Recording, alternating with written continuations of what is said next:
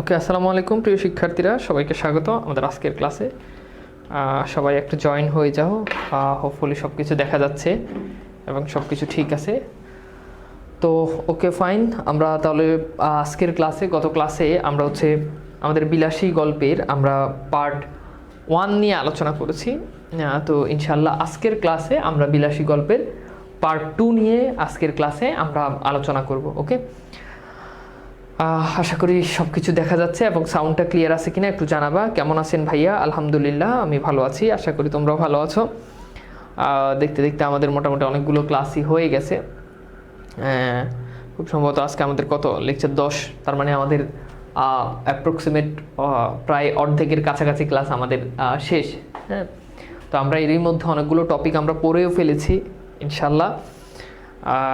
আশা করি যে তোমাদের আজকের যেই ক্লাস, এই ক্লাসটা তোমাদের অনেক ভালো কাটবে আশা করা যায়, যদি তোমরা শেষ পর্যন্ত যদি থাকো। ওকে ফাইন, তো আমি তাহলে শুরু করে দিই আমাদের আজকের ক্লাস।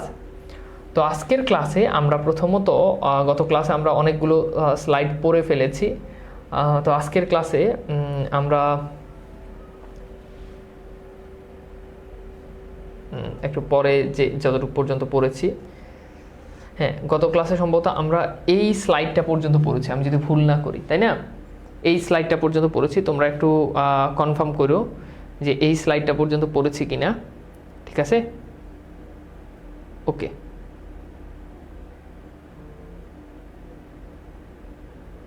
হ্যাঁ, এই স্লাইডটা পর্যন্ত পড়েছিলাম যেখানে আমরা প্রাতঃস্মরণীয় স্বর্গীয় মুখোপাধ্যায়ের কথা পড়েছিলাম।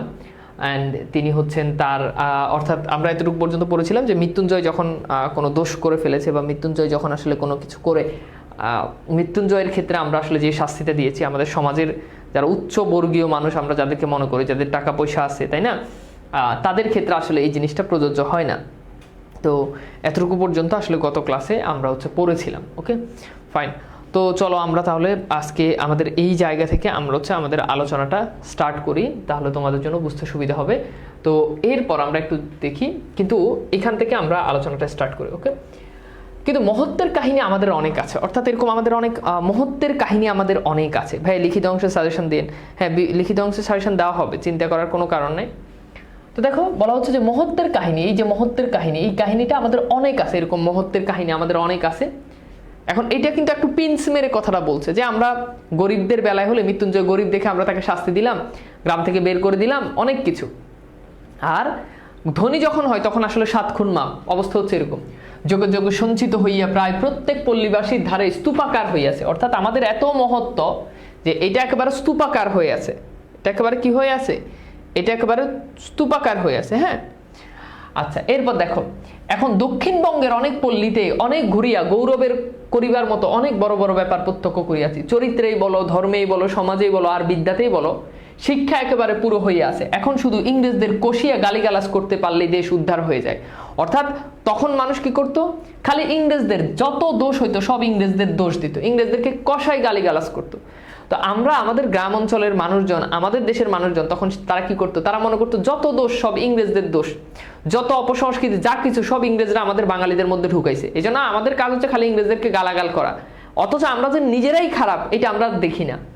এরপর বলছে, বৎসর খানেক গত হইয়াছে, মশার কামড় সহ্য করতে না পারিবা সবে মাত্র সন্ন্যাসীগিরিতে ইস্তফা দিয়া ঘরে ফিরিয়াছে। ইস্তফা মানে হচ্ছে শেষ। হ্যাঁ, একদিন দুপুরে, এটা একটু মনে রাখবে, একদিন দুপুরবেলা নেরা ক্রোশ 2 দূরে মালোপাড়ার ভিতর দিয়ে যাচ্ছিল। অর্থাৎ একদিন দুপুরবেলা নেরা মালোপাড়ার ভিতর দিয়ে যাচ্ছিল। মালোপাড়া মানে কি? মালোপাড়া মানে হচ্ছে যে সাপুরেরা যেখানে বসবাস করে, এই সাপুরেরা যেখানে বসবাস করে ওইটার মধ্য দিয়ে নেরা যাচ্ছিল। তাহলে কথা খুব ক্লিয়ার যে 2 ক্রোশ 2 অর্থাৎ 2 ক্রোশ এরকম পথের একটা মালোপাড়ার ভিতর দিয়ে নেরা যাচ্ছিল। হঠাৎ দেখি একটা কুটির শব্দের অর্থ হচ্ছে ঘর। তো নেরা ওই সাপুরেদের যে পাড়া, ওই পাড়ার ভেতর দিয়ে যাচ্ছিল।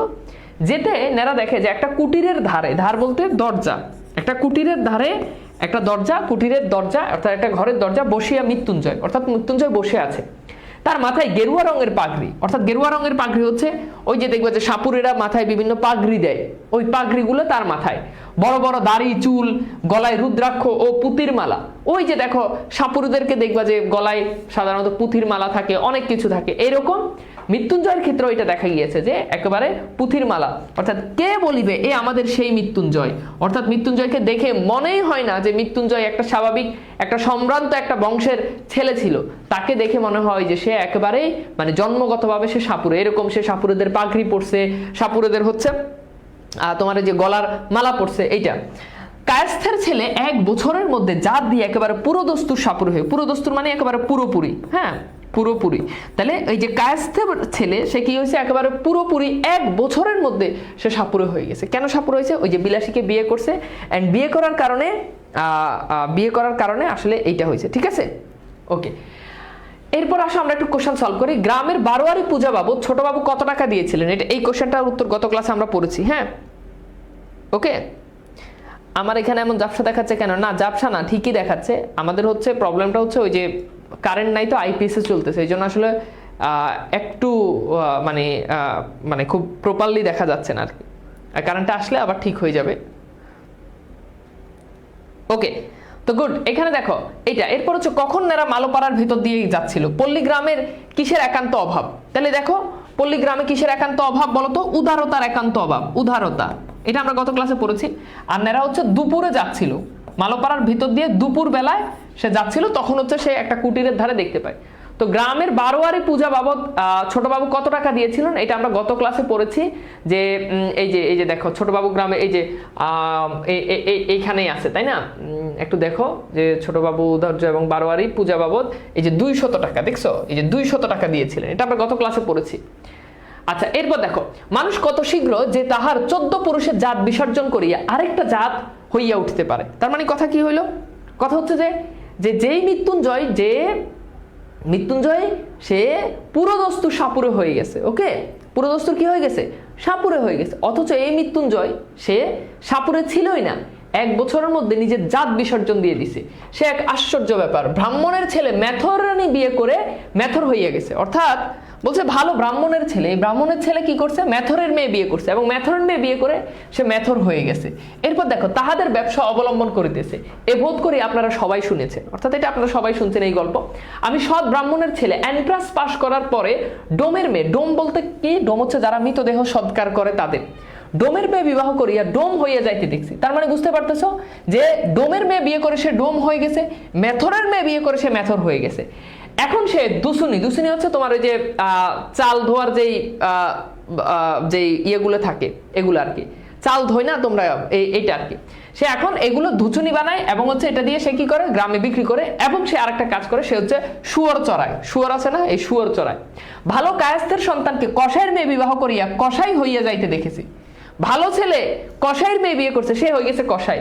আজ সে সহস্তে গরু কাটিয়া বিক্রি করে, তাহাকে দেখিয়া কাহার সাধ্য বলে কোনো কালে সে কসাই ভিন্ন আর কিছু ছিল। অর্থাৎ তাকে দেখে মনে হয় না যে সে কসাই ছাড়া জীবন আর কিছু ছিল, সে একেবারে পুরো দস্তুর কসাই ছিল, এটাই তাকে দেখে মনে হয়। কিন্তু সকলের ওই একই হেতু, হেতু মানে কারণ, ওই একই কারণ। কারণটা কি? কারণটা হচ্ছে নারী। এই জন্য দেখবা গ্রাম অঞ্চলে বা সব জায়গাতেই দেখবা যে যখন ছেলেকে যখন বিয়ে করাইলে দেখবা যে কি দেখে? যে মেয়ের বাপ মা, মেয়ের আত্মীয় স্বজন কেমন, মেয়ের বংশ কেমন। কারণ ভালো বংশের মেয়ে বিয়ে করলে ভালো জায়গায় যাওয়ার সম্ভাবনা আছে। ওই যে মেথরের মেয়ে বিয়ে করে মেথর হয়ে গেছে, হ্যাঁ, ব্রাহ্মণের মেয়ে বিয়ে করে, ব্রাহ্মণের ছেলে মেথরের মেয়ে বিয়ে করে মেথর হয়ে গেছে, ডোমের মেয়ে বিয়ে করে সে ডোম হয়ে গেছে, কসাইয়ের মেয়ে বিয়ে করে সে কষা হয়ে গেছে। এই জন্য বিয়ে করতে গেলে তখন দেখবো যে বাপ মা খুব দেখে শুনে বিয়ে করে। এই জন্য তোমরা কি করো? নিজের জামাই, নিজের ভাতার নিজে নির্বাচন করতে যাও, নিজের বউ নিজে গার্লফ্রেন্ড বানাই তারপর করতে যাও। তোমার বাপ মা তো তোমার থেকে অভিজ্ঞতা বেশি, তাই না? তুমি করলে তো তুমি এইটা হবে, এই যে ব্রাহ্মণের মেয়ে বিয়ে করে, ব্রাহ্মণের ছেলে তুমি বিয়ে করে তুমি হবে মেথর, আর বাপ মা বিয়ে করাইলে ওইটা হিসাব নিকাশ করে ক্যালকুলেশন করে বিয়ে করে, আর তুমি বিয়ে করলে হইবে মেথর। এখন তুমি সিদ্ধান্ত না যে তুমি আসলে কোনটা হইতে চাও, বুঝছো? আচ্ছা, এন্ট্রান্স মানে হচ্ছে বর্তমান মাধ্যমিক পাস আর কি, মাধ্যমিক পাস, হ্যাঁ। আচ্ছা, এরপর দেখো আমার তো তাই মনে হয় এমন করিয়া এত সহজে পুরুষ মানুষকে যাহারা টানিয়া নামাইতে পারে তাহারা এমনই অবলীলা ক্রমে ঠেলিয়া উপরে উঠতে পারে। অর্থাৎ এই নারী, এই যে বলে না যে পুরুষের জীবনে সফলতার কারণও নারী, আবার পুরুষের জীবনে ব্যর্থতার কারণও নারী। তো নেরা বলতেছে যে এই যে এই নারী যদি পুরুষকে যদি এত নিচে নামাই ফেলতে পারে, তাহলে সেই নারী আবার অবলীলা ক্রমে একেবারে কোনো কারণ ছাড়া একেবারে খুব সাবলীল ভাষায় সে আবার পুরুষকে ঠেলে উপর দিকেও তুলে দিতে পারে।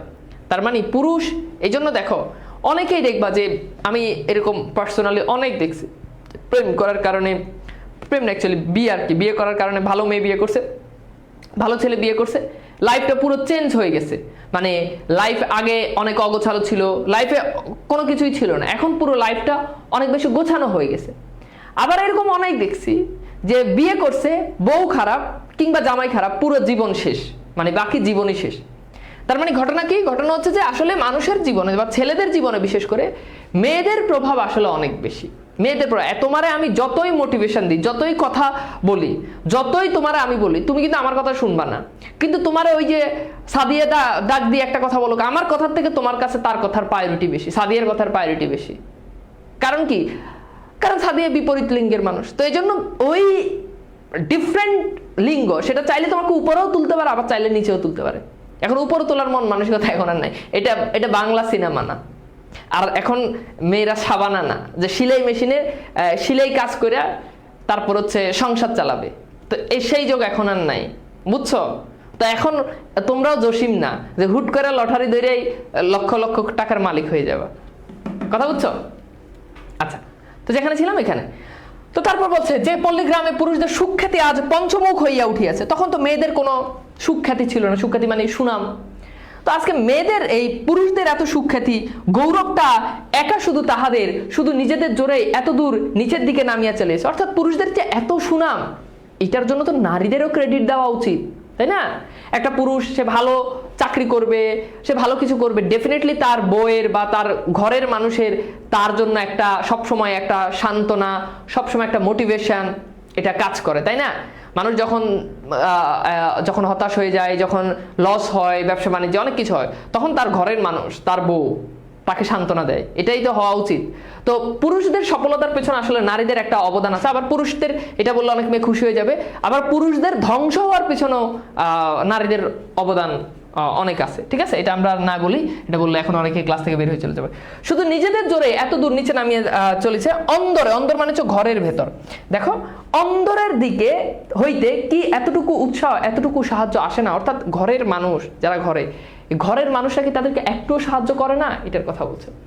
কিন্তু যাক, ঝোঁকের মাথায় হয়তো অনধিকার চর্চা করিয়ে বসবো। অনধিকার চর্চা মানে কি? মানে যেটা আসলে বলার আমার অধিকার নেই, যে আমি এত জ্ঞান দিতেছি, এত জ্ঞান দেওয়ার তো আসলে আমার অধিকার নাই, আমি হয়তো ঝোঁকের মাথায় আবেগে ইমোশনাল হয়ে বলে ফেলছি। নেরা নিজের এবার আত্মসমালোচনা করতেছে। কিন্তু আমার মুশকিল হয়ে আছে যে আমি কোনো মতেই ভুলিতে পারি না দেশের 90 জন নরনারী শুধু পল্লীগ্রামের মানুষ। এটা খুব ইম্পর্টেন্ট। তাহলে দেশের কতজন নরনারী? 90 জন নরনারী হচ্ছে পল্লীগ্রামের মানুষ, এবং সেজন্য কিছু একটা আমাদের করা চাই। যাক, বলিতেছিলাম যে দেখিয়া কে বলিবে এই মৃত্যুঞ্জয়, কিন্তু আমাকে সে খাতির করিয়া বসাইলে, অর্থাৎ নেরাকে সে দেখে নেরাকে খুব আদর সমাদর করে বসাইছে, ঠিক আছে? বুঝছো? নেরাকে সে কি করছে? খুব আদর সমাদর করে বসে। বিলাসী পুকুরে জল আনতে গিয়েছিল, আমাকে দেখিয়া সেও বাড়ি খুশি হয়ে যাচ্ছে, বারবার বলিতে লাগলো তুমি না আগলালে সে রাত্রিতে আমাকে মেরেই ফেলতো। ওই যে আমরা গত ক্লাসে দেখেছি যখন 10-12 জন যখন গেছে এবং নেরা তখন বিলাসীকে প্রোটেক্ট করার জন্য চেষ্টা করছে। আমার জন্য না জানি কত মার তুমি খেয়েছো। অর্থাৎ বিলাসী বলতেছে যে আমি তো চলে আসছি, তোমার নিশ্চয়ই তারা হয়তো মারছে, যে তুমি কেন আমার বাঁচাইতে গেছো, এটার জন্য তোমরা কেন আমাকে বাঁচাইতে গেছো। কথায় কথায় শুনিলাম পরদিনই তাহারা এখানে উঠিয়া আসিয়া ক্রমশ ঘর বাঁধিয়া বসিয়াছেন এবং সুখে আছেন। সুখে যে আছেন এ কথা আমাকে বলার প্রয়োজন ছিল না। অর্থাৎ তার ঠিক পরদিনই নেরা আর বিলাসী মালোপাড়াতে চলে এসে তারা নতুন করে সেখানে সংসার শুরু করছে, এবং তারা যে সুখে আছে এটা নেরাকে বলা লাগতেছে না, নেরা দেখেই বুঝছে। কারণ দেখবা মানুষ যখন সুখে থাকলে তার চেহারা দেখেই বোঝা যায় যে সে সুখে আছে। দেখবা যে বিয়ে শাদী যখন মেয়েদের হয়ে যায়, বাপের বাড়িতে আসলে চেহারা দেখেই বোঝা যায় যে ঘর করে আইলে, যে মানে স্বামীর ঘর 1 সপ্তাহ 15 দিন করে আইলে দেখলেই বোঝা যায়, চেহারা দেখলেই বোঝা যায় ও সুখে আছে। আবার যদি কষ্টে থাকে তাহলে চেহারা দেখলে বোঝা যায় কষ্ট আছে। তো নেরা এই জিনিসটাই বলছে, শুধু তাহাদের মুখের পানে চাহিয়া আমি তা বুঝিলাম। তাই শুনিলাম আজ কোথাও নাকি তাদের সাপ ধরার বায়না আছে। বায়না বলতে এখানে বোঝানো হচ্ছে চুক্তি। অর্থাৎ তখন মৃত্যুঞ্জয় তো অলরেডি সাপ টাপ ধরা শুরু করছে। তো মৃত্যুঞ্জয় তখন তাদের এক জায়গায় তাদের সাপ ধরার বায়না আছে, তাহারা প্রস্তুত হয়ে আছে। আমি অমনি সঙ্গে যাইবার জন্য লাফাইয়া উঠিলাম। ছেলেবেলা থেকে দুটো জিনিসের প্রতি আমার প্রবল শখ ছিল। অর্থাৎ নেরা ছোটবেলা থেকে তার 2টা জিনিসের প্রতি শখ ছিল। তার মধ্যে একটা ছিল সে গোকরা সাপ ধরিয়া পোষা, অর্থাৎ গোকরা যে সাপ আছে সেই সাপ ধরে পোষা, আর একটা ছিল মন্ত্র সিদ্ধ হওয়া। এরকম ছোটবেলা আমাদের অনেক শখ থাকে না?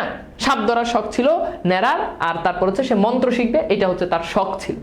31 নম্বর জ্ঞানমূলক কোশ্চেনটা আমরা সলভ করি। ব্রাহ্মণের ছেলে এন্ট্রান্স পাস করার পর কার মেয়ে বিবাহ করেছে? বিলাসী গল্পে ব্রাহ্মণের ছেলে এন্ট্রান্স পাস করার পর, এন্ট্রান্স মানে মাধ্যমিক, কার মেয়ে বিয়ে করছে? বিলাসী গল্প অবলম্বনে দেশের কতজন নরনারী পল্লীগ্রামের মানুষ? এরপর হচ্ছে ছেলেবেলা থেকে নেরা দুটো জিনিসের উপর শখ ছিল, থেকে কোন দুটো জিনিসের উপর শখ ছিল? তাহলে বুঝতে পারতেছো কোশ্চেনগুলো কিভাবে আসে।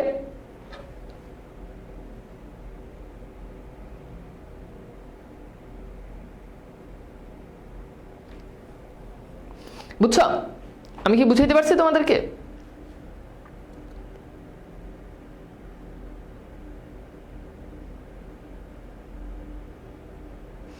দ্রুত এই 3টা কোশ্চেন একটু দ্রুত সলভ করা। দেখো আমি তোমাদেরকে এই যে জ্ঞানমূলক প্রশ্ন, এগুলো কিন্তু আসলেই 1 নাম্বার। এখন সৃজনশীলে জ্ঞানমূলক প্রশ্ন অনেক সময় তোমরা আনসার করতে পারো না, তাই না? কি তাই না? তো এখন যে কাজটা করতে হবে, জিনিসগুলো খুব ভালো করে আমি তোমাদেরকে বুঝাই দিচ্ছি। হোপফুলি এইগুলা এভাবে পড়লে ইনশাল্লাহ আর সমস্যা হবে না। দ্রুত কোশ্চেনগুলো সলভ করো, তাহলে আমরা আগাতে পারবো। তাহলে দেখো ব্রাহ্মণের ছেলে কার মেয়ে বিয়ে করছে বলো তো? এন্ট্রান্স পাস করার পর কার মেয়ে বিয়ে করছে বলো? এই কোশ্চেনটা সলভ করো। আচ্ছা, যে যেটা পারো সে সেটাই আনসার করো, সমস্যা নেই। এই দেখো ব্রাহ্মণের ছেলে, এই যে দেখো এই যে ব্রাহ্মণের ছেলে কি জানি সৎ, এই যে আমি সৎ ব্রাহ্মণের ছেলে এন্ট্রান্স পাস করার পরও ডোমের মেয়ে বিবাহ করতে দেখছি, তাই না?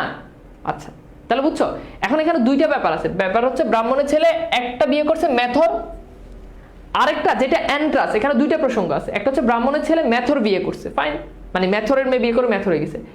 কিন্তু যে এই যে দেখো যে এন্ট্রান্স পাস করছে সে কিন্তু ডোমের মেয়ে বিয়ে করছে। সো এই কোশ্চেনের আনসারটা হবে কিন্তু ডোম। উত্তর কি? ডোম। ওকে আচ্ছা, এরপর দেখো উত্তর হচ্ছে কি? 90 জন।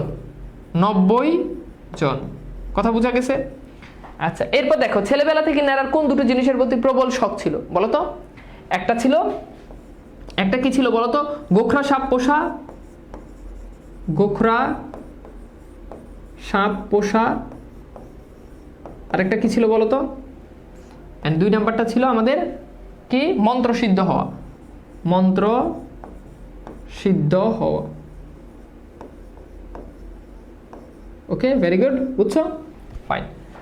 আচ্ছা এইবার আসো আমরা একটু দেখি যে সিদ্ধ হওয়ার তখন উপায় খুঁজিয়া বাহির করিয়ে পাই নাই, অর্থাৎ যখন কারেন্ট আসছে, এই তোর কারেন্ট আসছে,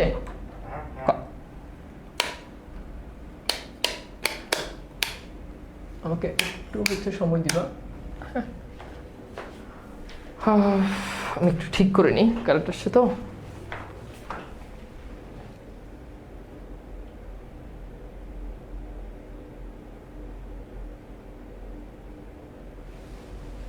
ওকে সো ঠিক আছে, তো যেখানে ছিলাম আমরা সেখান থেকে আবার আমাদের আলোচনাটা স্টার্ট করি।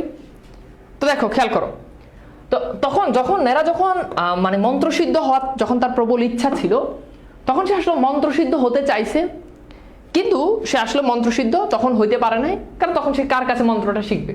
কিন্তু মৃত্যুঞ্জয়কে ওস্তাদ লাভ করিবার আশায় আনন্দ উৎফুল্ল হইয়া উঠিলাম, মানে মৃত্যুঞ্জয়কে সে ওস্তাদ লাভ করবে, মৃত্যুঞ্জয় তার ওস্তাদ হবে, এটা তার কাছে খুব মানে আনন্দের বিষয়, খুব মর্যাদার বিষয়। এই জন্য সে আনন্দ একেবারে উৎফুল্ল হয়ে গেছে, মানে খুব আনন্দিত হয়ে গেছে। সে তার নামজাত শ্বশুরের শিষ্য। তাহলে মৃত্যুঞ্জয়কে আবার শিষ্য বানাইছে কে? মৃত্যুঞ্জয় হচ্ছে তার শ্বশুরের শিষ্য, অর্থাৎ তার শ্বশুর তো সাপুরে ছিল। সুতরাং মস্তলোক আমার ভাগ্য আকস্মাৎ, এটা মানে হচ্ছে হঠাৎ, হঠাৎ অর্থাৎ হঠাৎ তার ভাগ্য কি হয়েছে? প্রসন্ন হইয়াছে, মানে ভাগ্য খুলে গেছে, ভাগ্য পরিবর্তন হয়েছে।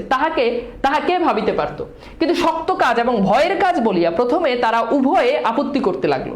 অর্থাৎ এই তারা বলতে বোঝাচ্ছে কে বলতো? অর্থাৎ মৃত্যুঞ্জয় আর বিলাসী, তারা দুজন আপত্তি করতে লাগলো যে না তুমি এই কাজে পা বাড়াইও না, এটা তো সাপ ধরা, এটা খুব ভয়ঙ্কর কাজ না, বলো? সেটাই বলছে। কিন্তু আমি এমনই নাছর বান্দা, নাছর বান্দা মানে হচ্ছে যে ছাড়ে না, হ্যাঁ, যে ছাড়ে না কোনো জিনিস, যে খুব মানে ধরে থাকে এরকম। তো সে নেরা এই কাজ করবে, সাপ ধরবেই। মাসখানেকের মধ্যে আমাকে সাগরেদ করে মৃত্যুঞ্জয় পথ পাইল না। সাগরেদ মানে হচ্ছে শিষ্য, ছাত্র আর কি। তো এই মাসখানেকের মধ্যে মৃত্যুঞ্জয় নেরাকে সাগরেদ বানাইলো, বুঝছো? এরপর খেয়াল করে দেখো, সাপ ধরার মন্ত্র এবং হিসাব শিখাই দিল, কবজিত ঔষধ সমেত মাধুলি মানে হচ্ছে তাবিজ বাঁধিয়া পুরো দস্তুর সাপুরে বানাই দিল। এবার একেবারে তার কবজিতে সাপুরেরা যেই সাপুরেরা হচ্ছে তোমার যেই ইয়ে পরে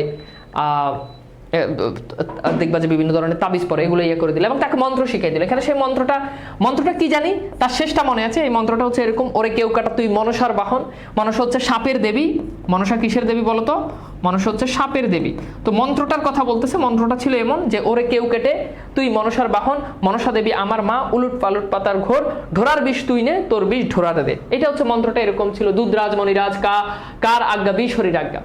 ইহার মানে কি তা জানিতাম না, কারণ যিনি এই মন্ত্রের দ্রষ্টা, মানে যিনি এই মন্ত্রের আবিষ্কারক, দ্রষ্টা মানে কি আবিষ্কারক, বা যিনি এই মন্ত্র তৈরি করেছেন, আবিষ্কারক, ওকে, বা যিনি এই মন্ত্রটা তৈরি করছেন, নিশ্চয়ই কেউ না কেউ ছিলেন, তার সাক্ষাৎ কখনো পাইনি। অর্থাৎ এই মন্ত্রটা আসলে কে বানাইছে নেরা এটা জানে না।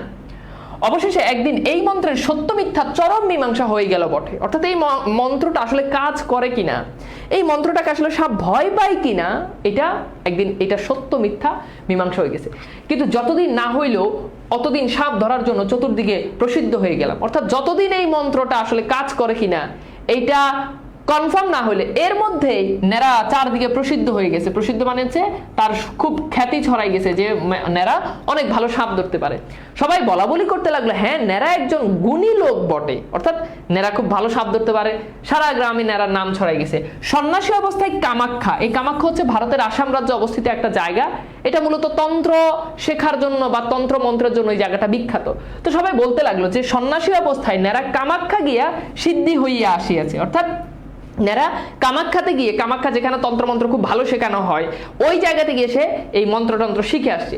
এতটুকু বয়সে এত বড় ওস্তাদ হইয়া অহংকারে মাটিতে পা পড়ে না, এমনই জো হইল। অর্থাৎ নেরার মনে হইল যে আমার এত অল্প বয়সে আমি এত বড় ওস্তাদ হয়ে গেলাম সাপ ধরার জন্য, সে সারা গ্রামে আমার নাম কাম ছড়াই পড়ছে, এই জন্য তার খুব অহংকার হয়। ওকে, আচ্ছা, বিশ্বাস করিল এরা শুধু দুজন। অর্থাৎ নেরা যে নিজের মধ্যে যে এত কনফিডেন্স যে সে অনেক বড় খেলোয়াড় হয়ে গেছে, এই যে সে এত বড় খেলোয়াড় হয়ে গেছে, এটা দুইটা যে মানুষ বিশ্বাস করলো না, একটা হচ্ছে বিলাসী আর একটা হচ্ছে মৃত্যুঞ্জয়। আমার গুরু যে, তাহলে এখানে গুরু বলতে বোঝানো হচ্ছে কাকে বলতো? গুরু বলতে বোঝানো হচ্ছে মৃত্যুঞ্জয়কে। ওকে, অর্থাৎ মৃত্যুঞ্জয় এটা বিশ্বাস করলো না যে এসব সাপ টাপ এগুলোর কোনো বিশ্বাস নাই। সে তো ভালো মন্দ কোনো কথাই বলিত না, অর্থাৎ মৃত্যুঞ্জয় খুব কম কথা বলতো। ওকে, আচ্ছা, এরপর বলো, কিন্তু বিলাসী মাঝে মধ্যে মুখ টিপিয়া হাসিয়ে বলিত, ঠাকুর এসব একেবারে ভয়ঙ্কর জানোয়ার। তাহলে খেয়াল করে দেখো, বিলাসী মৃত্যুঞ্জয়কে কি বলে সম্বোধন করতো? খুব ইম্পর্টেন্ট, উত্তর হচ্ছে ঠাকুর বলে সম্বোধন করতো। ঠাকুর এসব ভয়ঙ্কর জানোয়ার। জানোয়ার বলতে বোঝানো হচ্ছে প্রাণী। একটু সাবধানে নাড়াচড়া করো। বস্তুত বিষ দাঁত ভাঙা, সাপের মুখ হইতে বিষ বাহির করা প্রভৃতি কাজগুলো এমনই অবহেলার সহিত করেছিলাম যে সে এসব মনে পড়িলে আজও গা কাঁপে। অর্থাৎ তখন এত খামখেয়ালি ভাবে এই কাজগুলো করছে, এটা এখন ভাবলে নেরার এখনো গা কেঁপে উঠে। আসল কথা হইতেছে এই সাপ ধরাটা কঠিন নয়, কিন্তু ধরা সাপ 2-4 দিন হাড়িতে পুড়িয়ে রাখলে পরে তার বিষ দাঁত ভাঙাই হোক আর না হোক কিছুতেই কামড়াইতে চায় না। অর্থাৎ সহজ কথা হচ্ছে সাপ ধরাটা কঠিন, কিন্তু সাপ ধরে ফেললে ওই সাপটাকে তুমি যদি হাড়ির মধ্যে যদি 2-4 দিন যদি রেখে দাও, এরপর সাপটারে বাহির করবা, এমনি দেখবা যে তুমি তোমার মুখের কাছে নিয়ে দেখো, তোমরা পারলে কেউ দেখো তো, তাহলে দেখবা যে আবার কেউ এই কাজ করতে যায় না। তখন দেখবা যে সাপ কি করবে, আর কামড়াবে না। অর্থাৎ সাপকে আবদ্ধ করে রাখলে 2-4 দিন সাপ এমনিতেই আর কামড়ায় না, এটার কথাই বলছে। কিছুতেই কামড়াইতে চায় না। চক্র তুলিয়া কামড়াইবার ভান করে, ভয় দেখায় কিন্তু কামড়ায় না। অর্থাৎ এইভাবে সে ফোনা তোলে কিন্তু ভয় দেখায়, কিন্তু আসলে তখন সাপ আর কামড়ায় না। মাঝে মধ্যে আমাদের গুরু শিষ্যের সহিত বিলাসী তর্ক করত। সাপুরেদের সবচেয়ে ভালো ব্যবসা শিকড় বিক্রি। তাহলে সাপুরেদের সবচেয়ে ভালো ব্যবসা কি বলতো? শিকড় বিক্রি। দেখবা যে সাপুরেরা বিভিন্ন ধরনের শিকড় বাকড় বিক্রি করে, যে এই শিকড়টা যদি আপনার ঘরে রাখেন কখনোই ঘরে সাপ ঢুকবে না, ইত্যাদি ইত্যাদি। যা দেখে মাত্র সাপ পালাইতে পথ পায় না। অর্থাৎ সাপুরেদের ওই শিকড়গুলো দেখলে সাপ পালাই যায়। ওকে, কিন্তু তার পূর্বে সামান্য একটু কাজ করতে হয়, এটাও একটা প্রতারণা। এটার আগে এই যে শিকড় দেখে যে সাপ যে পালাইবে, শিকড় দেখে সাপ যে পালাইবে তার আগে ছোট্ট একটা কাজ করতে। কাজটা কি? সাপটা শিকড় দেখিয়া পালাইবে, তার মুখের একটা লোহার শিক পুরিয়া বার কয়েক ছেঁকা দিতে হবে। অর্থাৎ যেই সাপকে তুমি টার্গেট করবে ওই সাপের মুখের মধ্যে লোহা পুরাই ছেঁকা দিবা। তাহলে ও শিকড় দেখুক, কাঠি দেখুক, এরকম লাঠি দেখাও, যাই দেখাও, ও পালাবে। ওকে, তার আগে ওইটার মুখে ছেঁক দিতে হয় কয়েকবার। তারপর তাহাকে শিকড়ি দেখানো হোক আর কাঠেই দেখানো হোক, সে কোথায় পালাইবে তা ভাবিয়া পায় না। এই কাজ করার বিরুদ্ধে বিলাসী ভয়ঙ্কর আপত্তি করিয়া মৃত্যুঞ্জয়কে বলিত, দেখো এমন করে মানুষ ঠকায় না। মৃত্যুঞ্জয় কইতো, সবাই তো করে, তাতে দোষ কি? এটা তো একরকম প্রতারণা, মানুষকে ঠকানো। একটা সাপকে দেখাইবে যে দেখেন এই যে আমার এই শিকড়টা দেখার কারণে, এই শিকড়টা দেখে সাপ পালাই গেছে, সুতরাং অন্য কোনো সাপ আপনাকে আর কামড়াবে না। কিন্তু বস্তুত ওই সাপটাকে তো মুখে ছ্যাঁক দেওয়া হয়েছে, গরম ছ্যাঁক, লোহার ছ্যাঁক দেওয়া হয়েছে, ওই জন্য ও পালাই গেছে। কিন্তু সব সাপ তো পালাবে না। ওকে, আচ্ছা, সো চলো আমরা এরপর 34 নম্বর কোশ্চেন সলভ করি। ন্যাড়া কাকে ওস্তাদ রূপে গ্রহণ করেছে? মনসা কিসের দেবী? দেখো এটা কিন্তু খুব ইম্পর্টেন্ট কোশ্চেন। 35 নম্বর কোশ্চেন। 36 নম্বর কোশ্চেনে বলছে বিলাসী গল্পে কোন প্রাণীকে জানোয়ার বলা হয়েছে? খুব ইম্পর্টেন্ট কোশ্চেন। ভাই সাপ কি খাওয়া যায়? ইসমাইল হোসেন, হ্যাঁ অবশ্যই তুমি খাইতে পারো, তুমি অবশ্যই টেস্ট করে দেখতে পারো, অ্যান্ড আমাদেরকে অবশ্যই তুমি খাওয়ার পর রিভিউ দিবা যে কেমন হয়েছে। ওকে, সো অবশ্যই তুমি খাবা অ্যান্ড খেয়ে আমাদেরকে হচ্ছে গ্রুপে তুমি একটা রিভিউ দিবা। হোপফুলি অনেক ভালো লাগবে তোমার কাছে। ওকে, আচ্ছা, তো দেখো একটু দেখো কোশ্চেনগুলো সলভ করো।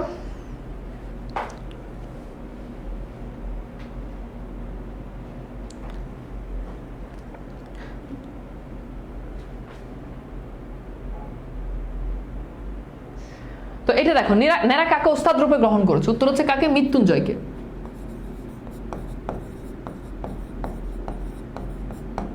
উত্তর কি? মৃত্যুঞ্জয়। ওকে, আচ্ছা, এরপর দেখো মনসা কিসের দেবী? মনসা হচ্ছে সাপের দেবী। সাপের দেবী, হ্যাঁ। বিলাসী কোন প্রাণীকে জানোয়ার বলেছে? উত্তর হচ্ছে সাপ। ভয়ঙ্কর জানোয়ার বলেছে কোনটাকে? সাপকে, হ্যাঁ। ওকে, এরপর দেখো বিলাসী বলিত করুক গে সবাই, অর্থাৎ সবাই এই প্রতারণা করুক, আমাদের তো খাবার ভাবনা নাই, অর্থাৎ এমন তো না যে এই কাজ না করলে আমরা খাইতে পারবো না। আমরা কেন মিছে মিছি লোক ঠকাইতে যাই? আরেকটা জিনিস আমি বারবার লক্ষ্য করেছি, সাপ ধরার বায়না এলে, মানে যখন কেউ বলে যে আমার বাসায়, আমাদের ঘরে, গ্রামে, আমাদের বাড়িতে সাপ আছে, সাপটা ধরে দেন। গ্রামে যারা আছে তারা ডেফিনেটলি এটার সাথে পরিচিত, অনেক গ্রামে, এখন যদি এরকম কম, বাট আমার মনে আছে আমরা যখন ছোট ছিলাম তখন এরকম সাপের ইয়েটা অনেক বেশি ছিল। আমি যখন ছোট ছিলাম তো গ্রামে এরকম প্রায় সাপ ধরা যেত, সাপ মারতো, কারো চোখের নিচে সাপ থাকতো এরকম। তো এরকম যখন সাপ ধরার বায়না আসতো, বিলাসী নানা প্রকার বাধা দেওয়ার চেষ্টা করতো, অর্থাৎ বিলাসী এই কাজটা আসলে চাইতো না যে এই ভয়ঙ্কর এই খারাপ কাজটা করুক। একে তো এটা প্রতারণা, দ্বিতীয়ত এটাতে জীবনের ঝুঁকি আছে। তারপর বলতো বিলাসী, তখন বলতো আজ শনিবার, আজ মঙ্গলবার, এমন কত কি এইসব কথাবার্তা বলতো, যে শনিবারে সাপ ধরা যায় না, রবিবারে সাপ ধরলে অমঙ্গল হয়, ইত্যাদি ইত্যাদি এইসব বলে চুক্তি নাকচ করে দিত। মৃত্যুঞ্জয় উপস্থিত না থাকিলে সে তো একেবারেই ভাগাইয়া দিত, অর্থাৎ কেউ যদি চুক্তি নিয়ে আসতো, বলতো যে না আমরা সাপ ধরি না, কিন্তু উপস্থিত থাকিলে মৃত্যুঞ্জয় নগদ টাকার লোভ সামলাইতে পারতো না। অর্থাৎ যখন কেউ আসতো তখন মৃত্যুঞ্জয় যে সাপ ধরে দিলেই তো নগদ টাকা, এই লোভ সে সামলাইতে পারতো না। আর আমার তো একরকম নেশার মতো হইয়া দাঁড়াইছে, অর্থাৎ নেড়া তো অলরেডি এটা একেবারে সাপ ধরাটা তার নেশা হয়ে গেছে, নানা প্রকারে তাহাকে উত্তেজিত করিয়া চেষ্টা করিবার ত্রুটি করতাম না। বস্তুত ইহার মধ্যে মজা ছাড়া কোনো ভয় ছিল না, অর্থাৎ তখন আর এটা ভয় লাগতো না, এটাতে খুব মজা পাইতো, এ আমাদের মনে স্থান পাইতো না। কিন্তু এই পাপের দণ্ড একদিন ভালো করিয়াই দিতে হইল। এই যে এত তামাশা করে খামখেয়ালি করে যে কাজগুলো করছে, এটার জন্য একদিন খুব ভালোভাবে তাকে এটার পাপের শাস্তিটা একদিন সে পেয়েছে। একদিন ক্রোশ দেরেক, খুব গুরুত্বপূর্ণ, ক্রোশ দেরেক, এখানে ডিস্টেন্সগুলো মনে রাখতে হবে এই গল্পে, যে কোনটা থেকে কোনটা দূরত্ব কতটুকু। একদিন ক্রোশ দেরেক দূরে এক গোয়ালার বাড়িতে, গোয়ালা বুঝো, গোয়ালা হচ্ছে যারা গরু পালে, গোয়ালা মানে কি? যারা গরু পালে। তো যারা গরু পালে তাদের, হ্যাঁ, গোয়ালার বাড়িতে সাপ ধরিতে গেছে। তো একদিন মানে তাদের এখান থেকে 1.5 ক্রোশ দূরে এক গোয়ালার বাড়িতে তারা সাপ ধরতে গেছে। বিলাসী বরাবরই সঙ্গে যাইতো, আজও সঙ্গে ছিল, অর্থাৎ বিলাসী বরাবর তার সঙ্গে যেত, আজকেও মৃত্যুঞ্জয়ের সঙ্গে যাচ্ছে। মেটে ঘর, মেটে মানে হচ্ছে মাটি, এখানে দেখো ব্যাখ্যা দেওয়া আছে। মেটে ঘরের মেঝে খানিক খুঁড়িয়া একটা গর্তের চিহ্ন পাওয়া গেল, আমরা কেউই লক্ষ্য করি না, কিন্তু বিলাসী সাপুরে মেয়ে, অর্থাৎ এই একটা গর্তের চিহ্ন দেখতে পেল, কিন্তু ন্যাড়া মৃত্যুঞ্জয় কারোই এই গর্তটা চোখে পড়লো না। এখন বিলাসিতা জন্মগতভাবে সাপুরের মেয়ে, তার চোখে এটা পড়ছে। সে হেড করিয়া, হেড মানে কি? মাথা নিচ করে, হেড মানে কি? নিচ করে। সে হেড করিয়া কয়েক টুকরা কাগজ তুলিয়া বলিল, আমাকে বলিল, ঠাকুর একটু সাবধানে খোরো, সাপ একটা নয়, এক জোড়া তো আছেই বটে, হয়তো তার বেশি আছে। অর্থাৎ ওই কাগজগুলো দেখে বিলাসী বলে দিল যে সাধারণত ওই যে সাপের মুখে ইয়েতে সাপ কি করে, মুখ দিয়ে কাগজ টেনে নিয়ে আসে। তো বিলাসী দেখেই বুঝছে সে তো সাপুরে মেয়ে, ন্যাড়া মৃত্যুঞ্জয় থেকে তার অভিজ্ঞতা অনেক বেশি। সে দেখে বলছে যে সাপ একটা না, এক জোড়া মিনিমাম আছে, এবং এক জোড়ার থেকে, অর্থাৎ 2টার থেকে আরো বেশিও থাকতে পারে। ওকে, এরপর দেখো মৃত্যুঞ্জয় বলিল, এরা যে বলে একটা এসে ঢুকেছে, অর্থাৎ যে বাড়ির লোকজন বলতেছে যে সাপ একটা আছে, কিন্তু বিলাসী বলতেছে না, দুইটা আছে। একটাই দেখতে পাওয়া গেছে। বিলাসী কাগজ দেখিয়ে কইলো, দেখছো না বাসা করেছে। মৃত্যুঞ্জয় কইলো, কাগজ তো ইঁদুরও আনতে পারে, অর্থাৎ কাগজ যে সাপে আনবে এরকম না, কাগজটা তো ইঁদুরও আনতে পারে। বিলাসী কইলো, দুই হতে পারে, হ্যাঁ ইঁদুরও আনতে পারে, সাপেও আনতে পারে, কিন্তু দুটো আছে আমি বলছি। অর্থাৎ বিলাসী বলতে না সাপ একটা না, সাপ দুটো আছে। বাস্তবিক বিলাসীর কথায় ফলিল, ফলিল মানে বাস্তবে প্রতীত হলো বা বাস্তবে রূপ নিল। কিন্তু মর্মান্তিকভাবে সেদিন ফলিল। মিনিট 10 মধ্যে একটা প্রকাণ্ড, প্রকাণ্ড শব্দের অর্থ হচ্ছে বড়, প্রকাণ্ড শব্দের অর্থ কি? বড়। একটা প্রকাণ্ড খরিশ গোখরা, খরিশ গোখরা হচ্ছে সাপের নাম, খুবই ইম্পর্টেন্ট। এই সাপটার নাম মনে রাখতে হবে খরিশ গোখরা। এই সাপটার নাম মনে রাখতে হবে কি? খরিশ গোখরা। খরিশ গোখরা ধরিয়ে ফেলিয়া মৃত্যুঞ্জয় আমার হাতে দিল। অর্থাৎ মৃত্যুঞ্জয় অলরেডি একটা সাপ ধরে ফেলছে, ধরে এটা ন্যাড়ার হাতে দিছে, যেটা রাখো। কিন্তু সেটাকে ঝাঁপির মধ্যে পুড়িয়ে, ঝাঁপি মানে ওই যে বাক্স থাকে না, এই যে বাক্সটা থাকে, ওই বাক্সটা হচ্ছে ঝাঁপি। কিন্তু ঝাঁপির মধ্যে পুড়িয়া ফিরিতে না ফিরিতে মৃত্যুঞ্জয় উ করিয়া নিঃশ্বাস ফেলিয়া আসিয়া দাঁড়াইল। অর্থাৎ মৃত্যুঞ্জয় একটা সাপ ন্যাড়ার হাতে দিছে, যেটা রাখো। ন্যাড়া ওই সাপটাকে ঝাঁপের মধ্যে অর্থাৎ বাক্সের মধ্যে না রাখতে মৃত্যুঞ্জয়কে অলরেডি আরেকটা সাপ কামড় দিছে। মৃত্যুঞ্জয় উ করে উঠে চলে আসছে, তাহার হাতে উল্টা পিঠ দিয়া ঝরঝর করে রক্ত পড়তেছে। অর্থাৎ মৃত্যুঞ্জয়কে একটা সাপ কি করছে? ছোবল দিছে। ওকে, এরপর দেখো, প্রথমটা যেন সবাই হতবুদ্ধি হইয়া গেলাম, কারণ সাপ ধরিতে গেলে সে পালাইবার জন্য বেকুল না হইয়া বরঞ্চ গর্ত থেকে এক হাত মুখ বাহির করিয়া ধ্বংসন করে। সবাই অবাক হয়ে গেছে যে সাপ ধরতে গেলে সাপ পালানোর জন্য কুল পায় না, আর সাপ উঠে আবার কি করছে? কামড় দিছে। এমন অভাবনীয় ব্যাপার জীবনে একটি বার দেখিয়াছি। পরক্ষণে বিলাসী চিৎকার করিয়া ছুটে গিয়ে আঁচল দিয়া তার হাত বাঁধিয়া ফেলিল এবং যত রকমের শিকড় বাকর সঙ্গে আনিয়াছে সমস্ত তাকে চিবাইতে দিল। ওই যে শিকড় বাকর এগুলো চিবাইতে দিতেছে।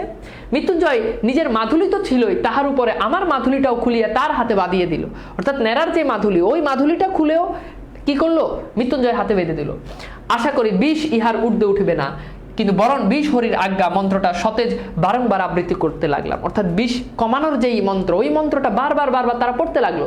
চতুর্দিকে বীর জমিয়া গেল এবং এই অঞ্চলের মধ্যে যেখানে যত গুণী ব্যক্তি আছে, এখানে গুণী ব্যক্তি বুঝলে বোঝানো হচ্ছে যারা সাপ ধরাতে বা এক্সপার্ট বা সাপের বিষ কমাইতে যারা এক্সপার্ট, তাদেরকে বোঝানো হচ্ছে।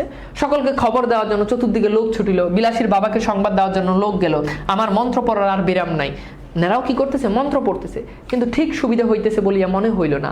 তথাপি আবৃত্তি সমভাবে চলিতে লাগলো। কিন্তু মিনিট 15-20 পরে, খেয়াল করো, মিনিট 15-20 পরে, অর্থাৎ 15-20 মিনিট পরে মৃত্যুঞ্জয় একবার বমি করিয়া দিল। তখন বিলাসী মাটির উপরে একবার আচার খাইয়া পড়লো। অর্থাৎ দেখবা কেউ যখন অনেক বেশি অসুস্থ হয়ে যায়, বমি করে দেয়, এটা কিন্তু খুব খারাপ লক্ষণ। একেবারে একটা মানুষ অ্যাক্সিডেন্ট হয়েছে কিংবা কোনো, সে যখন বমি করে দেয় তখন তার মানে সে মারা যাওয়ার আশঙ্কা অনেক বেশি। তো বিলাসী বুঝে ফেললো যে মৃত্যুঞ্জয় বাঁচবে না। আমিও বুঝিলাম বিষ হরির দোহাই বুঝিয়ে আর খাটে না। অর্থাৎ মন্ত্র পড়তেছে কিন্তু মন্ত্র আসলে ঠিকঠাকভাবে কাজ করতেছে না। তো বিলাসীর মতে সবার মতো তাদের কোন জিনিসের ভাবনা নেই। ক্রোশ দেড়েক দূরে কার বাড়িতে সাপ ধরিতে গিয়েছিল, মৃত্যুঞ্জয়কে কোন সাপ কামড় দেয়। মৃত্যুঞ্জয় শব্দের অর্থ হচ্ছে যে মৃত্যুকে জয় করেছে, কিন্তু আসলে মৃত্যুঞ্জয় তো মৃত্যুকে জয় করতে পারে নাই, অল্পতেই সে মারা যায়। তো দেখো, বিলাসীর মতে আমাদের কিসের ভাবনা নাই? উত্তর হচ্ছে আমাদের খাবারের ভাবনা নাই। খাবার, হ্যাঁ, আচ্ছা, উত্তর হচ্ছে গোয়ালার বাড়িতে। গোয়ালা মানে যারা গরু পালে। হ্যাঁ, এরপর হচ্ছে মৃত্যুঞ্জয়কে কোন সাপ কামড় দেয়? খরিশ গোখরা। খরিশ গোখরা। এই যে যেগুলো পড়াচ্ছি না, দেখবো যে জ্ঞানমূলক এমসিকিউতে এইগুলোই আসবে, এগুলোই আসবে। ওকে, আচ্ছা, এরপর দেখো, নিকটবর্তী আরো 2-4 জন উস্তাদ আসিয়া পড়েছে। আমরা কখনো একসঙ্গে কখনো বা আলাদাভাবে 33 কোটি দেবদেবীর দোহাই পড়তে লাগলাম। এখান থেকে এই এমসিকিউটা পরীক্ষাতে আসে যে কত কোটি দেবদেবীর দোহাই পড়তে লাগলো। এটা ইউনিভার্সিটিতে আসছে বেশ কয়েকবার। উত্তর হচ্ছে 33 কোটি। 33 কোটি দেবদেবী। দেখো, খুব হেলাফেলা করতেছো না এখন? একটা সময় গিয়ে আসলে বুঝবা যে এই যে ক্লাসগুলো হচ্ছে, দেখো প্রত্যেকটা এরকম আসলে বুঝায় না, মানে প্রত্যেকটা লাইন বাই লাইন বুঝায় না। হ্যাঁ, প্রত্যেকটা লাইন বাই লাইন ওরকম করছে, এই গদ্যগুলো ধরে ধরে পড়ায় না, কিন্তু আমি পড়াচ্ছি। যে দেখো, একেবারে একটা ইনফরমেশন যেটা তোমাদের মিস হওয়ার কোনো সুযোগ নেই, প্রত্যেকটা লাইন ধরে ধরে পড়াচ্ছি। এখন ভালো করে না পড়লে এখন তো রেজাল্ট তো খারাপ করবাই। এবং একই সাথে কি করবা বাবা, ওই যে যখন ভার্সিটি অ্যাডমিশন হবে তখন ওই যে 3 মাস 4 মাসের যে জার্নিটা হবে, ওটা তখন এটা কভার করতে পারবা না। আর অ্যাডমিশনে কিন্তু আমরা কিন্তু লাইন বাই লাইন পড়াই না, ওই সময়টা থাকে না। একাডেমিকে এখন যেমন এই যে একটা গল্প লাইন বাই লাইন পড়াচ্ছি, অ্যাডমিশনেও ওইটা পড়াইতে পারবো না, ওইটা লাইন বাই লাইন পড়াবো না, ওই সময়টাও থাকে না। ওকে, সো যা করার এখনই করতে হবে, এসএসসি পরীক্ষার আগেই বেসিক স্ট্রং করতে হবে, যা পড়ার এসএসসি পরীক্ষার আগেই পড়তে হবে। অ্যাডমিশনে গিয়ে জাস্ট ওই পড়াটা রিভিশন টাইপের পড়া হবে, তখন অনেক বেশি পড়ে উল্টে ফেলাইবো, এই সময়টা আসলে থাকবে না, তখন খালি রিভিশনের উপরে থাকতে হবে। কথা বুঝাইতে পারছি? তো যেন সময়গুলোকে কাজে লাগাও, হেলাফেলা করো না। আচ্ছা, কিন্তু 20 দোহাই মানিল না, রুগীর অবস্থা ক্রমেই মন্দ হতে লাগলো। যখন দেখা গেল যে ভালো কোথায় হইবে না, তখন 3-4 জন ওঝা মিলিয়ে, ওঝা মানে হচ্ছে যারা সাপ ধরে মন্ত্রসিদ্ধ যারা করে আর কি, তারা বিষকে এমনই অকথ্য অশ্রাব্য ভাষায় গালিগালাজ করতে লাগলো যে বিষের কান থাকিলে সে তো মৃত্যুঞ্জয়, তো মৃত্যুঞ্জয় সেদিন দেশ ছাড়িয়ে পালাইতো। তো বলতেছে যে এবার যখন কোনো উপায় পাচ্ছে না, তখন তারা কি করলো, যে বিষ আছে ওই বিষকে, যে বিষটা মৃত্যুঞ্জয়কে ধরছে সাপের বিষ, ওই সাপের বিষটাকে তারা শ্রাব্য অশ্রাব্য ভাষায় গালিগালাজ করতে লাগলো। এটা একটা কুসংস্কার যে বিষকে একেবারে মানে দুনিয়ার যত নিকৃষ্ট গালি আছে বিষকে, তো এইটা গালি তো মানে দিতে পারতেছি না, তো এরকম গালি বিষকে দেওয়া শুরু করলো, যাতে বিষের যদি কান থাকতো তাহলে বিষ বলতেছে বিষ দেশ ছেড়ে পালাইতো। কিন্তু কিছুতেই কিছু হলো না। আরো আধা ঘন্টা ধস্তাধস্তির পরে রুগী তার বাপ মায়ের দেওয়া নাম মৃত্যুঞ্জয় নামটা মিথ্যা প্রতিপন্ন হলো। তাহলে আমার মৃত্যুঞ্জয়ের নাম মিথ্যা প্রতিপন্ন হলো কি? মৃত্যুঞ্জয়ের নাম হচ্ছে যে মৃত্যুকে জয় করে, তাকে বলা হয় মৃত্যুঞ্জয়। তার মানে তার বাপ মা তাকে নাম রাখছে যে মৃত্যুকে জয় করবে, কিন্তু সে আসলে মৃত্যুর কাছে পরাজিত হয়ে গেল। তার শ্বশুরের দেওয়া মন্ত্র ঔষধি সমস্ত মিথ্যা প্রতিপন্ন করিয়া ইহলোকের লীলা সঙ্গ করিল, অর্থাৎ সে মারা গেল। বিলাসী তার স্বামীর কথা মাথাটা কোলে করিয়ে বসিয়াছিল, সে যেন একেবারে পাথর হয়ে গেল। যাক, তাহার দুঃখের কাহিনী আর বাড়াইব না, কেবল এতটুকু বলিয়াই শেষ করিব। সে 7 দিনের বেশি বাঁচিয়ে থাকাটা সইতে পারল না। এই 7 দিনের বেশি বেঁচে থাকতে, এটা অনেকবার ভার্সিটিতে কোশ্চেন আসছে, বোর্ডে কোশ্চেন আসছে যে মৃত্যুঞ্জয় মারা যাওয়ার পরে কতদিন। আমি যখন পড়াই তখন আমি কিন্তু বলে দিই যে এটা মানে আমাদের কন্টেন্টগুলো অনেক অনেক অনেক হাই লেভেলের কন্টেন্ট। এই যে তোমাদেরকে পাওয়ার প্লেতে যেগুলো পড়াচ্ছি না, অনেক অনেক ভালো কন্টেন্ট। মানে তুমি চিন্তা করতে পারো, প্রত্যেকটা জিনিস তোমাকে বলে দিচ্ছি যে এটা ভার্সিটিতে আসছে, এটা ভার্সিটি, তুমি একটা আইডিয়া পাচ্ছ। প্রত্যেকটা জিনিস পরে পরে পরে পরে তোমাদেরকে এমসিকিউ সলভ করে দিই, বোর্ডের কোশ্চেন সলভ করে দিই, তোমাদেরকে হচ্ছে জ্ঞানমূলক কোশ্চেন সলভ করে দিই, প্রত্যেকটা লাইন ধরে ধরে ধরে ধরে পড়ায়। কিন্তু মানে এই কথাগুলো বলার এইটার জন্য না যে নিজেকে তোমাদের সামনে অনেক বড় করার জন্য, এটা বলতেছে এই জন্য তোমরা যাতে একটু, আমরা তোমাদের প্রতি যে আসলে যে ডেডিকেশনটা দিচ্ছি ওটা যাতে তোমরা যাতে কাজে লাগাইতে পারো, তোমরা যাতে সেটা যাতে বুঝতে পারো। তো 7 দিনের মাথায় সেও কি করলো, বিলাসীও মারা গেল। আমাকে শুধু একদিন বলিল, ঠাকুর আমার মাথায় দিব্যি, মানে দিব্যি মানে হচ্ছে শপথ রইল, এসব তুমি একেবারে কখনো করো না, অর্থাৎ এই সাপটা তুমি আর ধরো না। অর্থাৎ মৃত্যুঞ্জয় মারা যাওয়ার পরে বিলাসীও আসলে আর বেশি দিন বেঁচে থাকতে পারলো না। সেও একটা সময় গিয়ে আসলে সে মারা গেল, এবং 7 দিনের বেশি সে আসলে বেঁচে থাকতে পারলো না, সেও মারা গেল স্বামীর শোকে, এবং সেও বিষ খেয়ে মারা গেছে, আত্মহত্যা করে মারা গেছে। আমার মাধুলী কবস্থ মৃত্যুঞ্জয়ের সঙ্গে কবরে গিয়েছিল শুধু 20 হরির আজ্ঞা, অর্থাৎ ওই যে আমরা জানি যে মৃত্যুঞ্জয় ন্যাড়ার মাধুলীটা মৃত্যুঞ্জয়ের হাতে বেঁধে দিছে, ওইটা ওই ন্যাড়ার মাধুলীটা মৃত্যুঞ্জয়ের হাতে করে ওটা কবরে গেছে। এটা ইউনিভার্সিটিতে প্রশ্ন আসছে, ডি ইউনিটে 2019 সেশনে প্রশ্ন আসছে, যে সরি 2021 সেশনে প্রশ্ন আসছে যে মৃত্যুঞ্জয়ের মাধুলীটা কোথায় গেছে? উত্তর হচ্ছে কবরও চলে গেছে। মানে মৃত্যুঞ্জয়ের সাথে ন্যাড়ার মাধুলীটা মৃত্যুঞ্জয়ের সাথে কবরও চলে গেছে। কিন্তু যে আজ্ঞা ম্যাজিস্ট্রেটের আজ্ঞা না হয়, অর্থাৎ সাপের আজ্ঞা ম্যাজিস্ট্রেটের আজ্ঞা না। ম্যাজিস্ট্রেট যদি আদেশ করে, ম্যাজিস্ট্রেটের আদেশ সেটাই হয়। ম্যাজিস্ট্রেট বলছে যে এখানে এই কাজ করা যাবে না, এটা বন্ধ। তো সাপের আজ্ঞা তো আসলে এরকম না, সাপের মন্ত্র ওরকম ম্যাজিস্ট্রেটের মন্ত্রের মতো কাজ করে না। সাপের বিষ যে বাঙালির বিষ নয় তা আমি বুঝিলাম, একদিন গিয়ে শুনি ঘরে তার বিষের অভাব নাই, বিলাসী আত্মহত্যা করে মরিয়াছে, শাস্ত্রমতে নিশ্চয়ই সে নরকে গিয়েছে। যেহেতু আত্মহত্যা করা মহাপাপ, এবং আত্মহত্যা যে করবে সকল ধর্ম অবলম্বনে যে সে নরকে যাবে, মানে জাহান্নামে যাবে। কিন্তু যেখানেই যাক, আমরা নিজের যখন যাইবার সময় আসিবে তখন ওইরূপ কোনো একটা নরকে যাওয়ার প্রস্তাব পাইয়া দাঁড়াইব না।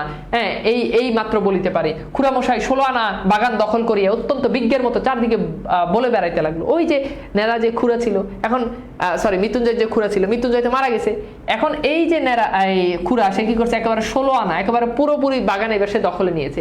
এবং সে খালি দখল করে নাই, দখল করে সে বলতে লাগলো, সারা গ্রামে সে হেঁটে হেঁটে বলতে লাগলো যে ওর যদি না অপঘাতে মৃত্যু হয়, অপঘাত মানে হচ্ছে মানে অ্যাক্সিডেন্ট, হ্যাঁ, ওর যদি না অপঘাতে মৃত্যু হয় তবে কার হবে? পুরুষ মানুষ অমন একটা ছেড়ে 10টা করুক না, অর্থাৎ একটা কেন, তুই বাবা 10টা বিয়ে কর। খুড়াইটা বলতেছে, তাতে তো তেমন কিছু আসে যায় না, না হয় একটু নিন্দাই হতো, যে 10টা বিয়ে করলে মানুষ একটু খারাপই বলতো। কিন্তু হাতে ভাত খেয়ে মরতে গেলি কেন? মানে তুই তো মরলি, তুই ওই মেয়ের হাতে ভাত খেয়ে তুই মরতে গেলি কেন?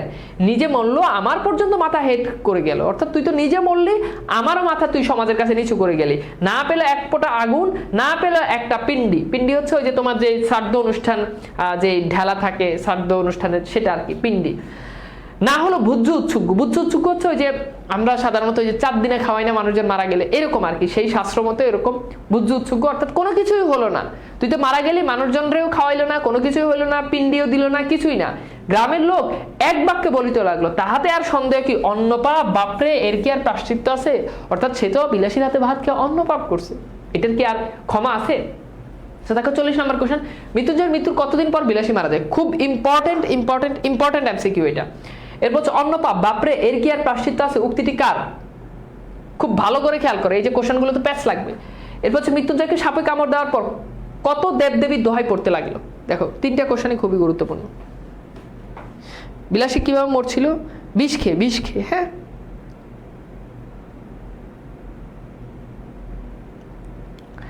ওকে, তাহলে দেখো মৃত্যুঞ্জয় মৃত্যুর কতদিন পর? উত্তর হচ্ছে 7 দিন পর।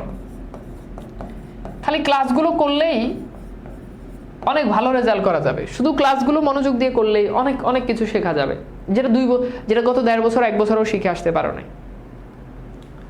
অন্নপাপ, বাপরে, এর কি আর প্রায়শ্চিত্ত আছে? এখন এই কোশ্চেনের উত্তর কি হবে? এই কোশ্চেনের উত্তর অনেকেই ভুল করবা। এই যে দেখো, এটা কে বলতে লাগলো? এই যে গ্রামের লোক। ওকে, সে গ্রামের লোক এক বাক্যে বলতে লাগলো, সেটার উত্তর হচ্ছে গ্রামের লোক। হ্যাঁ, আচ্ছা, তাহলে এটার উত্তর কি বলতো? গ্রামের লোক।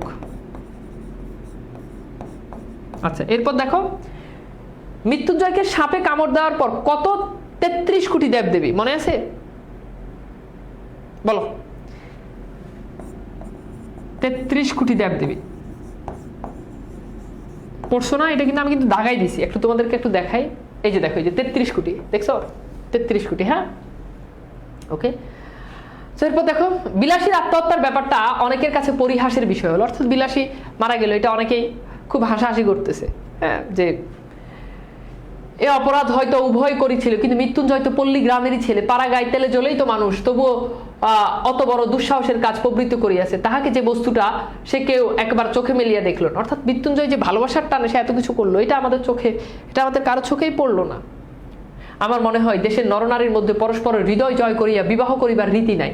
অর্থাৎ আমাদের দেশে একজন আরেকজনের মন জয় করে একজন আরেকজনকে বিবাহ করবে, এই নিয়মটা আসলে নাই, বরঞ্চ তাহা নিন্দার সামগ্রী। অর্থাৎ যে প্রেম করে বিয়ে করলে, নিজের মতো করে বিয়ে করলে, এটা আসলে নিন্দার সামগ্রী, এটাকে মানুষ ভালো চোখে দেখে না।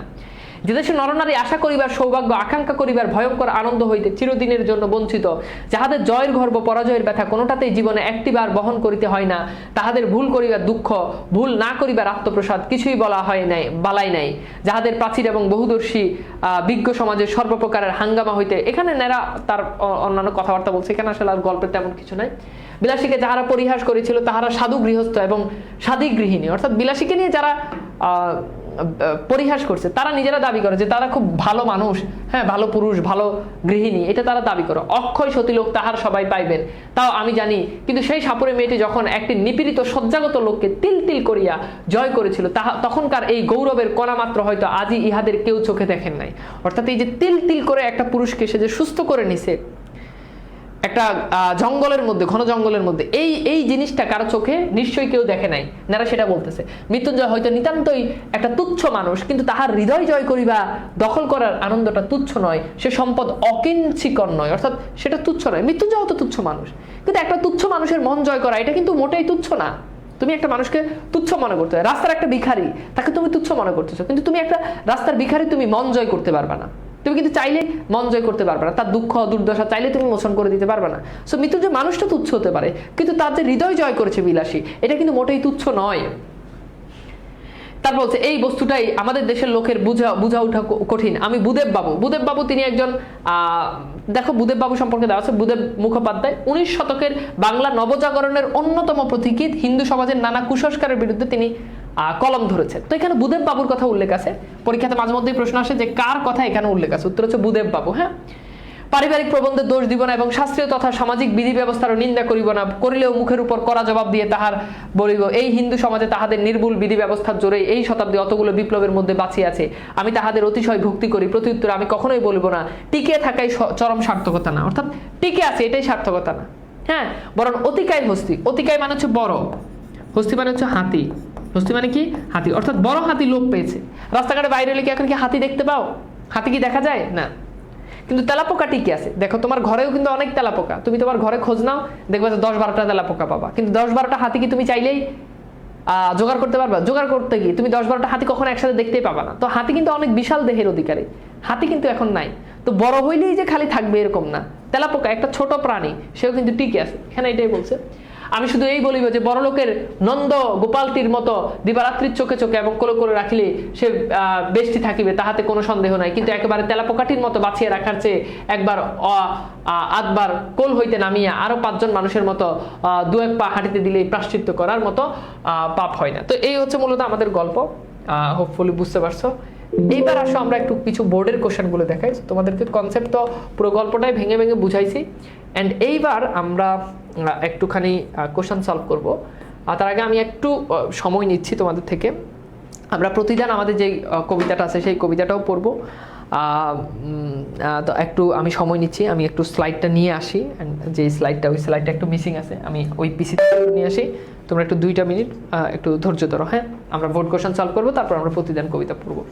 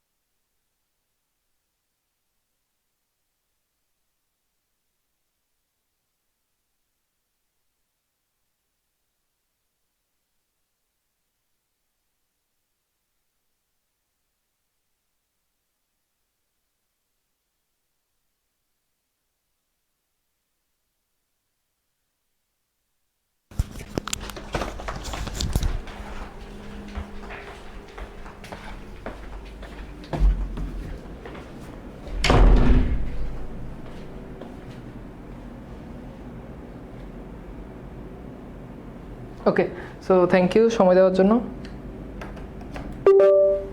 চলো আমরা একটু আমরা কোশ্চেনগুলো একটু সলভ করি, আমরা আসলে দেখি যে আমরা আসলে যা যা পড়ছি সেখান থেকে আসলে আমাদের পরীক্ষায় কী টাইপের কোশ্চেনগুলো আসছে। ওকে, চলো আমরা দেখি একেবারে রিসেন্ট কোশ্চেনগুলো সলভ করি। দেখো প্রথম কোশ্চেনটা হচ্ছে যে বিলাসীর আত্মহত্যার কারণ কোনটা? স্বামীর শোক, ভালোবাসাকে জীবন্ত রাখা, নিষ্ঠুর সমাজ ব্যবস্থা। মানে কোন কারণে বিলাসী আসলে আত্মহত্যা করছে বলো তো, কি বলতে পারবা? ওকে, তাহলে উত্তর কি হবে বলো, দ্রুত কোশ্চেনগুলো সলভ করো। দেখছো এই যে 1টা মিনিট অনেকেই কিন্তু চলে গেছে, আমি জাস্ট স্লাইডটা আনতে গেছি। এখন দেখো আমাদের কোর্সে স্টুডেন্ট প্রায় 10,000-এর মতো, কিন্তু ক্লাস করে কতজন? ক্লাস করে 300, মানে 350। বাংলা ক্লাসে অনেক বেশি স্টুডেন্ট তুলনামূলক। তো এখন বিষয়টা হচ্ছে কি, আসলে তোমাদেরকে তো আসলে বলে বলে ক্লাস করানোর বিষয় না। অনলাইনে তোমরা যারা কোর্স কিনো না, 90% স্টুডেন্ট কোর্স কিনে খালি আবেগে, এবং একেবারে তোমার 99% স্টুডেন্ট যারা হচ্ছে তোমার কোর্সের সবগুলো একেবারে যতগুলো ক্লাস হয় 99% স্টুডেন্ট যারা হচ্ছে কোর্সের সব ক্লাস করে না। এটা যেই কোনো কোর্সের একদম শুরু থেকে একদম 1 থেকে একদম 100 পর্যন্ত একদম সব ক্লাস স্টুডেন্টরা করে না, তোমরা করো না।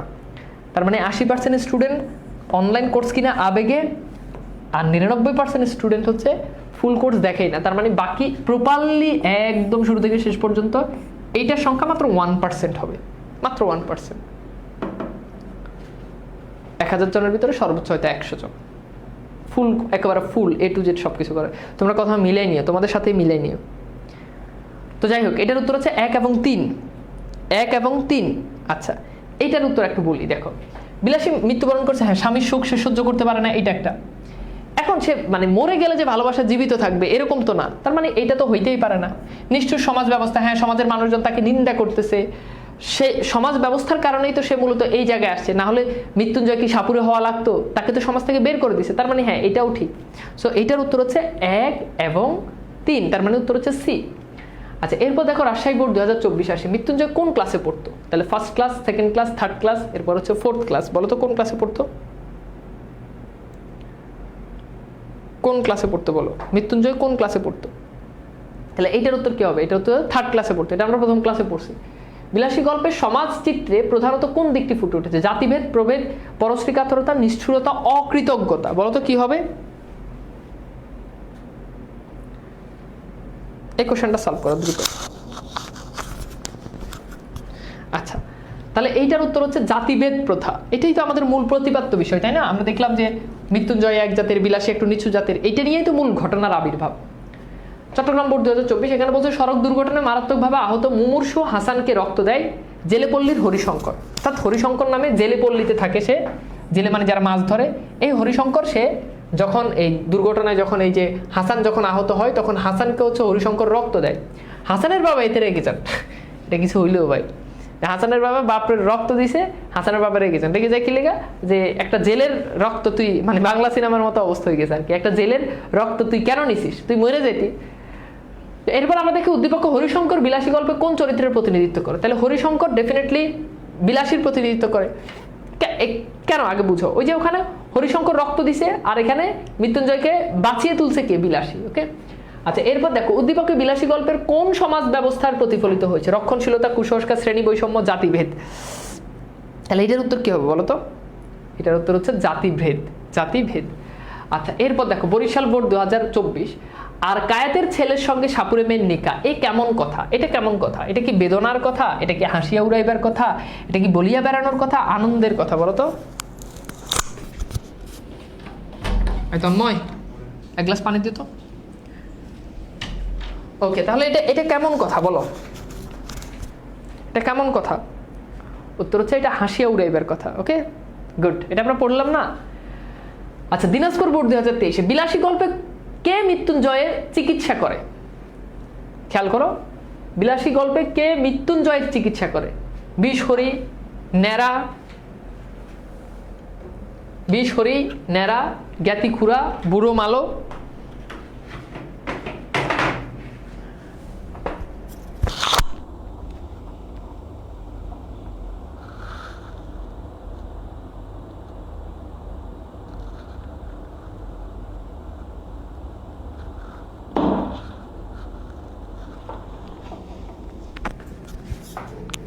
ঠিক আছে, তানভীর ভাই আমাদের বেশি সময় বসিয়ে রাখে না। আমি আসলে মানে থাকে না, আমি আসলে অনেক বড় ক্লাস, এটার আসলে পার্সোনালি আমি এটার পক্ষপাতী না। মানে আমি চাই, যেমন আমি চাইলে বিলাসী গল্প এক ক্লাসে পড়াই দিতে পারতাম। এক ক্লাসে পড়াইলে হয়তো আমার 2.5 ঘন্টা 3 ঘন্টা লাগতো, তাই না? বাট আমার কথা হচ্ছে আমি 2টা ক্লাসে আমি আস্তে আস্তে পড়াই, আমি প্রত্যেকটা লাইন বাই লাইন পড়াই। এখন ধরো বড় ক্লাসে একটা প্রবলেম আছে, সে ধরো আমি যদি বিলাসী গল্পটা এক ক্লাসে যদি পড়াইতে যাই, তখন হবে কি, আমি ধরো প্রথম 1 ঘন্টা খুব এফোর্ট দিয়ে পড়াইতে পারবো, কিন্তু পরের 1 ঘন্টা ওই এফোর্টটা আসলে থাকে না। এটা সবার ক্ষেত্রেই হয়, কিন্তু ছোট ক্লাসে সব সমস্যা হয় না কেন? কারণ ছোট ক্লাসের টাইম অল্প, যতক্ষণ থাকি ততক্ষণ আসলে আমি ফুল এফোর্টটা দিতে পারি। আর আমি অনেক বেশি মানে পড়াইতে গিয়ে অনেক বেশি এই গেজাই না যে এটা এত এত এত কাহিনী টাহিনী করি না, একদম যেটা কাট টু কাট যেটা পরীক্ষা আসবে ওটাই পড়াই, হাবি যাবি হ্যান ত্যান এই সেই ভং ঝং করে এত রং তামাশা করি না, একদম কাট টু কাট যেটা পড়াই ওটাই পরীক্ষা আসবে, যা পড়াই ওটাই এনাফ, যেটা দরকার অতটুকুই, যেটা হইলে এ প্লাস পাবা, যেটা হইলে ভালো রেজাল্ট করতে পারবো অতটুকুই একদম মানে কাট টু কাট পড়াশোনা, এর এর বেশি আসলে আমি পারি না। ঠিক আছে, বড় ক্লাসের পক্ষপাতিত্ব আমি না, আমি কখনো বড় ক্লাস নিও না, এবং এই যে এইচএসসি পরীক্ষার আগে যে ম্যারাথন ক্লাসগুলো হয় এগুলো আমি খুব ছোট ছোট করে নিই। আমি আমার মনে হয় যে ম্যারাথন ক্লাস একটা 2 ঘন্টার একটা সর্বোচ্চ একটা ক্লাস নেই, 2 ঘন্টার ক্লাস থেকে 100 নাম্বার দ্বিতীয় পত্রে একদম হুবহু কমন চলে আসে। তোমরাও এইচএসসি পরীক্ষার আগে যখন করবা তখন সামারি ক্লাসগুলো করলে তোমরা বুঝতে পারবা হুবহু কমন চলে আসবে। তো যাই হোক, আর বড় ক্লাসে আসলে মনোযোগ ধরে রাখা যায় না, এটা অনেকের ক্ষেত্রে ব্যতিক্রম হইতে পারে, বাট এটা আমার পার্সোনাল অপিনিয়ন, আমি এটা কখনো করি না। হ্যাঁ, ঠিক আছে। আর তাছাড়া অন্য আরেকজন যে জিনিসটা পড়াইতে তোমার 40 মিনিট যেটা বুঝাইবে, আমি ওটা খুব সহজেই খুব ইজি ওইটা আমি এটা 15 থেকে 20 মিনিটে তোমার এর থেকে ভালো করে বুঝে দিতে পারবো, এই কনফিডেন্স আমার আছে।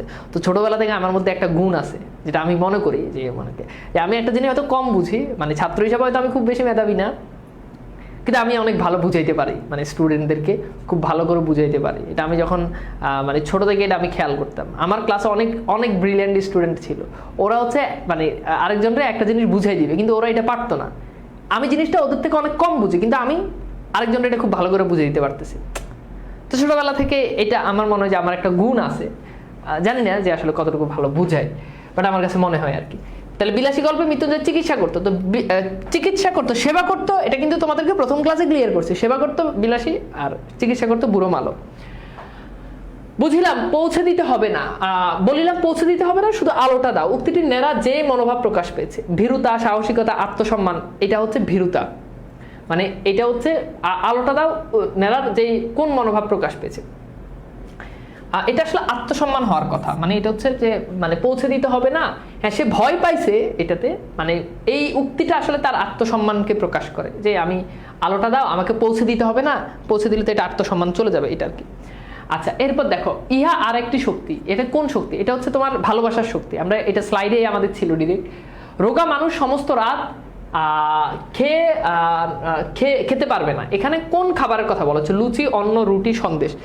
তাহলে বলো তো এটা কি হবে?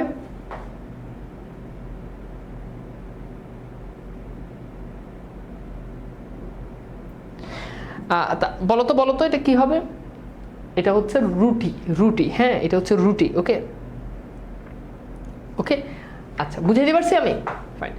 আচ্ছা, এরপর দেখো বিলাসী গল্প কোন পত্রিকায় প্রকাশিত হয়? বিলাসী ভারতবর্ষ, ব ভ মনে রাখবা, ব ভ, হ্যাঁ কোন পত্রিকায় প্রকাশিত? এগুলো খুব ইম্পর্টেন্ট। যেমন মাসি পিসি প্রথম কোন পত্রিকায় প্রকাশিত হয় বলো তো? মাসি পিসি হচ্ছে তোমার পূর্বাশা পত্রিকায় প্রকাশিত হয়, এগুলো খুব ইম্পর্টেন্ট। পূর্বাশা। বিলাসী হচ্ছে ভারতী পত্রিকা। অপরিচিতা কি? অপরিচিতা এটা হচ্ছে সবুজ পত্র পত্রিকায়, এগুলো মনে রাখতে হবে, এগুলো খুবই ইম্পর্টেন্ট, যে কোনটা কোন পত্রিকায় প্রথম প্রকাশিত হয়, খুবই ইম্পর্টেন্ট। আচ্ছা, বিলাসী গল্পে বিলাসী কিসের প্রতীক? প্রেম নিষ্ঠার প্রতীক, বিনয়ের প্রতীক, কোনটার? সাহসিকতার প্রতীক। তার মানে বুঝতে পারতেছো, এটার উত্তর হচ্ছে ক। আচ্ছা, এরপর দেখো শরৎচন্দ্রের প্রথম মুদ্রিত রচনা, এটা লেখক পরিচিতি থেকে আসছে। গ্রামের মধ্যে মৃত্যুঞ্জয় ছিল এমন সুনাম। সুনাম কথাটি কোন অর্থে? এটা ওই যে তোমাদেরকে বলছি যে সুনাম মানে কি, একটু খোঁচা দিয়ে বলছে, সুনাম বলতে দুর্নাম, ঠিক আছে? ওকে, তাহলে বুঝতে পারছো? বলো তো বিলাসী গল্পটা পারবা না? সহজ জিনিস। এবার আসো আমরা ছোট্ট একটা কবিতা পড়বো, আমাদের পাঠ্য বইতে সবচেয়ে ছোট কবিতা। এই কবিতাটা আমরা আজকে পড়ার জন্য চেষ্টা করব। ওকে, ভেরি গুড। তো বলো তো বিলাসী গল্প কি বুঝতে পারছো? ভাইয়া যেভাবে তোমাদেরকে পড়াইছি, একদম লাইন বাই লাইন পড়াইছি, বলো তো এরপর মানে পারবা না, এটা কি হইতে পারে? কি রে, হাতে চামড়া উঠতেছে কেন হঠাৎ করে?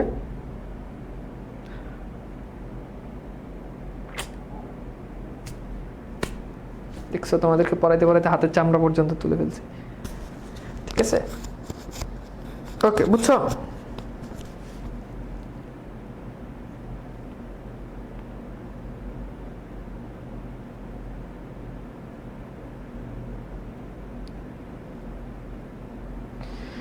পারবা না? না পারলে নিজের কপাল নিজে খাইছোস, আর কিছু করার নাই। খুব ভালো করে পড়াই দিয়েছি, ভালো করে পড়িস, হ্যাঁ? তো চলো আমরা একটু দেখি প্রতিদান কবিতা। এখানে অনেকগুলো শব্দার্থ দেওয়া আছে, আমরা আসলে পড়বো, হ্যাঁ? আগে তোমাদেরকে একটু বুঝাই যে প্রতিদান মানে কি। ধরো তোমার কে একজন থাপ্পড় দিছে, তুমি কি করবা? কে একজন তোমার থাপ্পড় দিছে, তুমি কি করবা? কেউ একজন তোমার থাপ্পড় দিছে, তুমি কি করবা? মানে কেউ একজন ধরো তোমার থাপ্পড় দিছে, তুমি কি করবা? তুমি তার কি উল্টে থাপ্পড় মারবা নাকি?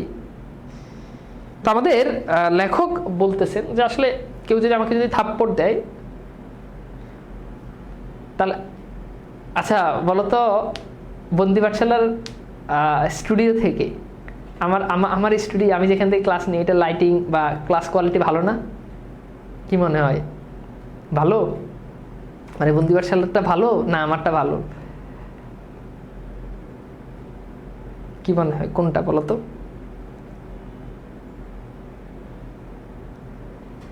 ভাই যদি ক্লিয়ার যদি আগেও করছিলাম বাংলা বাজে, তাহলে তো হয়েছে, এই বাংলা বাজে ক্লাস করছে, আবার পাওয়ার প্লেতে করতেছে, এই প্লাস ঠেকায় কে? তো তোমরা কি করবা? তোমরা স্বাভাবিক যে মায়ের বদলে মায়ের, কিন্তু এই যে দেখছো, আমি তারা চুমু দিব, আনিক শর্মা, আমি তারা চুমু দিব, দেখছো সে চুমু দিবে। আমি কি বলছি যে ছেলে না মেয়ে? মেয়ে হইলে বুঝলাম যে চুমু দিলা, ছেলে হইলে তো তোমার সমস্যা আছে। আচ্ছা, একজন বলছে লাথি দিব।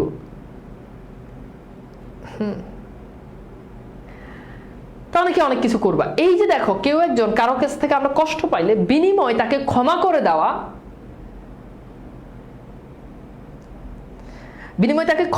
দেওয়া, এইটা হচ্ছে সবচাইতে ভালো, সবচাইতে বেস্ট, উত্তম পন্থা, বুঝছো? তো এইটা হচ্ছে যে প্রতিদান বলতে বোঝানো হয় যে কেউ একজন, প্রতিদান মানে তো বুঝো, কেউ একজন আমাকে কোনো জিনিস দিলে তার বিনিময়ে আমি আসলে তাকে কি দিচ্ছি, এটা হচ্ছে প্রতিদান।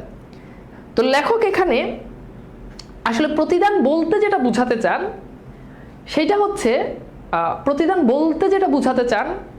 সেটা হচ্ছে কি, যে কেউ যদি তোমাকে যদি কষ্ট দেয়, বিনিময় তুমি তাকে ক্ষমা করে দিবা। এইটা লেখক, ক্ষমা অনেক বড় একটা মহৎ গুণ, এটা আসলে সবাই পারে না। অনেক বড় একটা মহৎ গুণ, এটা সবাই পারে না। একটা মানুষ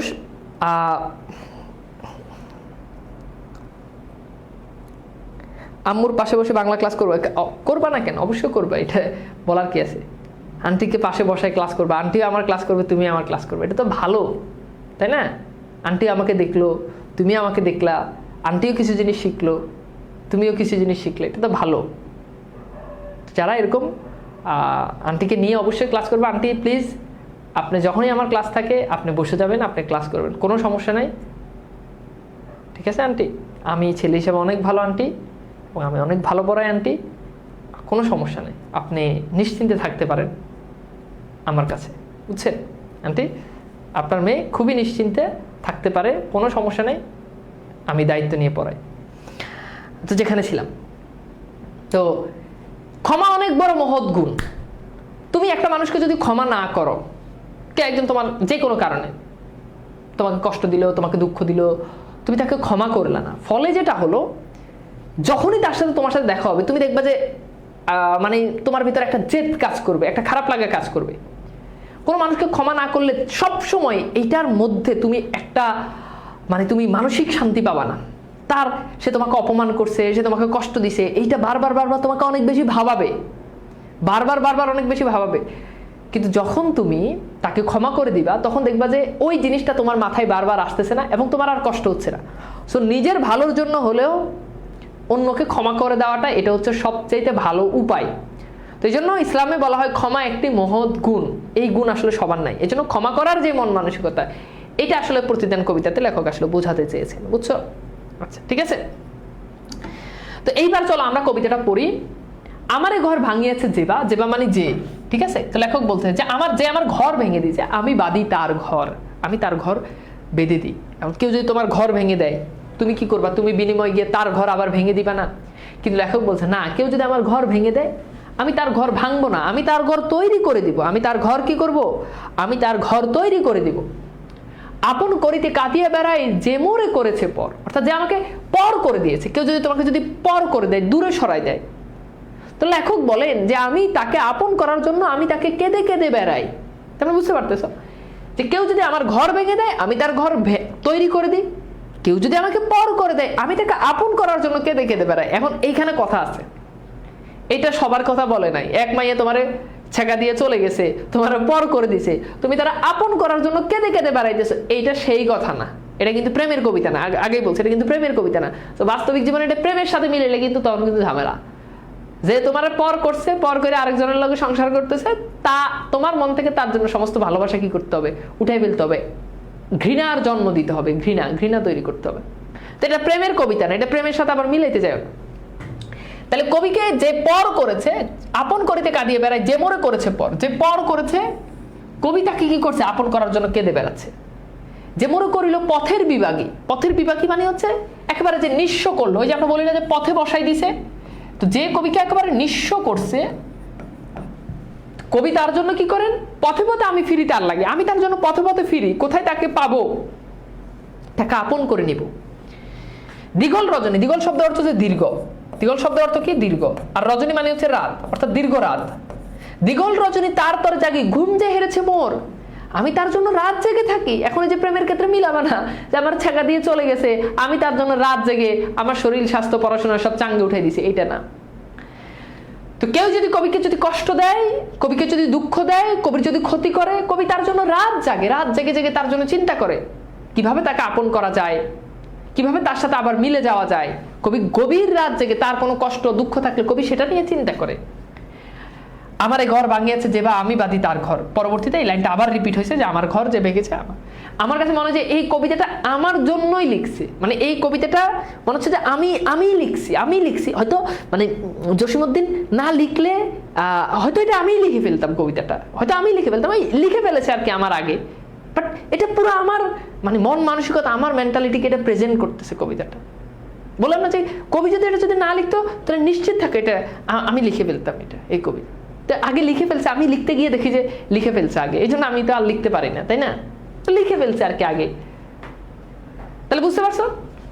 এরপর দেখা, আমারে কুল ভাঙিয়েছে যে বা আমি তার কুল বাদী, যে আমার কুল ভেঙে দিয়েছে। কুল মানে কি কিনারা, কুল মানে কি কিনারা, ওকে।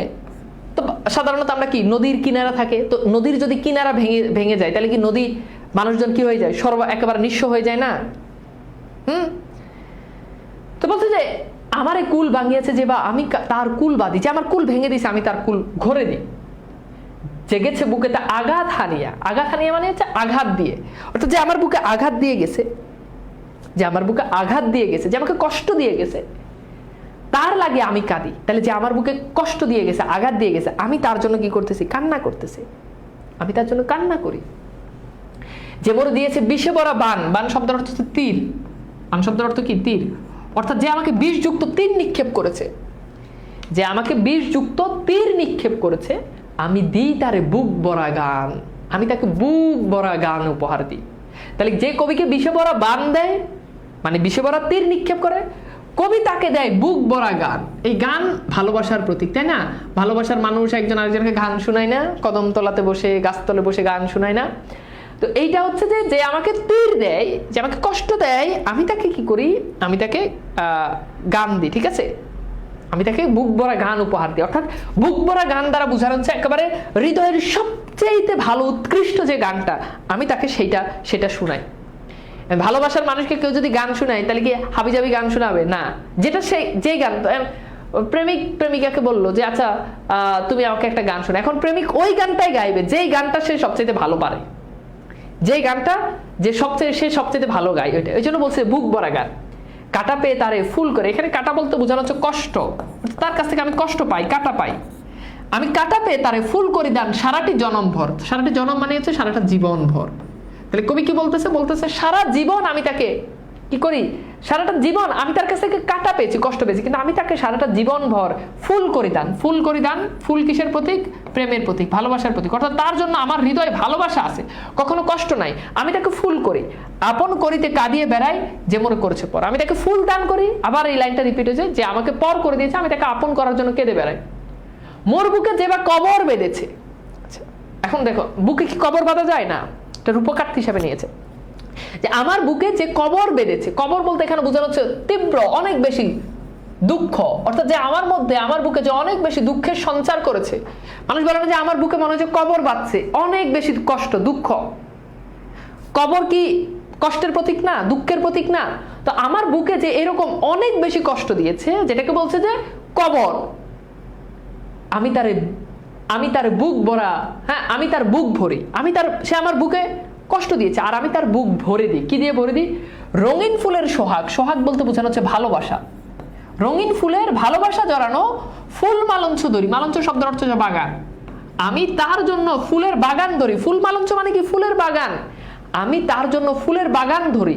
তার মানে কথা কি খেয়াল করো, কথা হচ্ছে যে আমাকে কষ্ট দিছে, আমি তাকে ফুল দান করি, একটা ফুল না। কেউ যখন কাউকে যখন পছন্দ করে, প্রপোজ করে, তুমি যখন কারো যখন প্রপোজ করো তখন কি ফুল, একটা ফুল দাও, একটা ফুল দাও, তাই না? একটা গোলাপ ফুল ফুলের দোকান থেকে কিনে নিয়ে দাও। অথবা দেখবে যে যারা একটু বেশি ইমপ্রেস করতে চায় তারা দেখবে যে ফুলের ডালা দেয়। ফুলের ডালা বলতে ওই যে একটা ফুল আছে এরকম ইয়ের মতো, ওই এটাকে ফুলের ডালার মতো, এটার মধ্যে অনেকগুলো ফুল থাকে, অনেকে সেটা দেয়। আর কবি তার থেকেও বেশি রোমান্টিক। কবি বলছে যে একটা দুইটা ফুল না, আমি তাকে পুরো ফুলের বাগান আমি তার জন্য ধরি। আমরা কি করি? হাঁটু ভেঙে প্রপোজ করি, একটা ফুল, আই লাভ ইউ ডার্লিং। কিন্তু কবি বলছে না, যে আমাকে কষ্ট দেয় আমি তার জন্য পুরো ফুলের বাগান ধরি, তোমার যেই ফুল পছন্দ তুমি নাও। কথা বুঝছো? এক একজনের মেন্টালিটি এক এক রকম। কথা বুঝতে পারছো? কেউ একটা ফুল দিবে, কেউ ফুলের ডালা দিবে, আর কবি ফুলের বাগান ধরবে। কথা বুঝতে পারছো? আর তোমরা কি করবা? এই তিনটা তো কাজ হয়ে গেছে। কেউ সিঙ্গেল ফুল দেয়, কেউ ফুলের ডালা দেয়, আর কবি তো অলরেডি ফুলের বাগান দিয়ে দিছে। আর তোমরা কি করবা? তোমাদের জন্য তার কোনো উপায় নেই। তোমরা কি করবা? তোমরা নিয়ে যাবা ফুলের দোকানে, নিয়ে গিয়ে বলবা যে তোমার যা ফুল পছন্দ তুমি নাও, ঠিক আছে? টাকা তুমি দিলেই হবে। যে মুখে কহে সে নিঠুরিয়া বাণী। নিঠুরিয়া বাণী মানে কি? মানে যে মুখ দিয়ে সে আমার জন্য, নিঠুরিয়া বলতে বোঝায় নিষ্ঠুর, নিষ্ঠুর কথা বলে। যে মুখ দিয়ে সে আমাকে নিষ্ঠুর কথা বলে, কটু কথা বলে, কষ্টদায়ক কথা বলে, আমি লয় তার মুখখানি, কত ঠাই হতে কত কি জানি সাজাই নিরন্তর। যে মুখ দিয়ে সে আমাকে কত কথা বলে, আমি সেই মুখে হাসি ফোটানোর জন্য, সে মুখটাকে সাজানোর জন্য কত জায়গা থেকে কত কিছু আনি, খালি তার মুখে একটা হাসি ফোটানোর জন্য। আপন করিতে কাঁদিয়ে বেড়াই যে মোরে করেছে পর, যে মোরে করেছে পর। ঠিক আছে?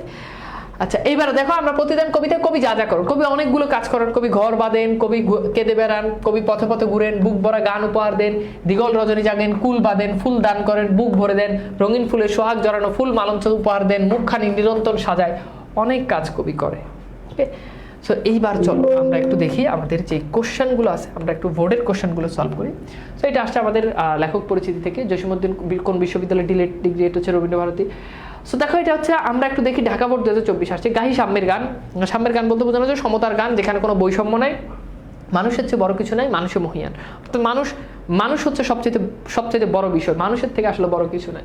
উদ্দীপকের ভাব প্রতিদান কবিতার কোন বিষয়টি ধারণ করে? প্রতিবাদ। তারপর হচ্ছে কি দেখো, প্রতিবাদ ধারণ করে, তারপর হচ্ছে হিংসা, বিদ্বেষপূর্ণ মনোভাব, জাগরণ চিন্তা, এরপর হচ্ছে সাম্যবাদ। মানে কোন জিনিসটা ধারণ করে বলো তো?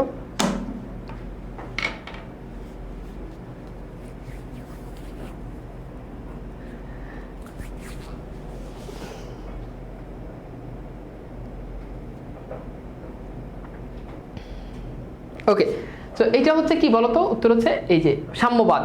এটা তো সহজ কোশ্চেন। এরপর দেখো, উদ্দীপক আলোচ্য কবিতায় প্রকাশিত হয়েছে কি? ভাগ্যান্বেষী, সচ্ছল। এটা এই কোশ্চেনটা ভুল আছে, এটা এখানে মিস্টেক হয়েছে। প্রতিদান কবিতায় কবি কেমন রজনী জাগার কথা বলা হয়েছে? ময়মনসিংহ বোর্ড 2024 আসছে। তাহলে বলো তো, প্রতিদান কবিতায় কবি কেমন রজনী জাগার কথা বলা হয়েছে?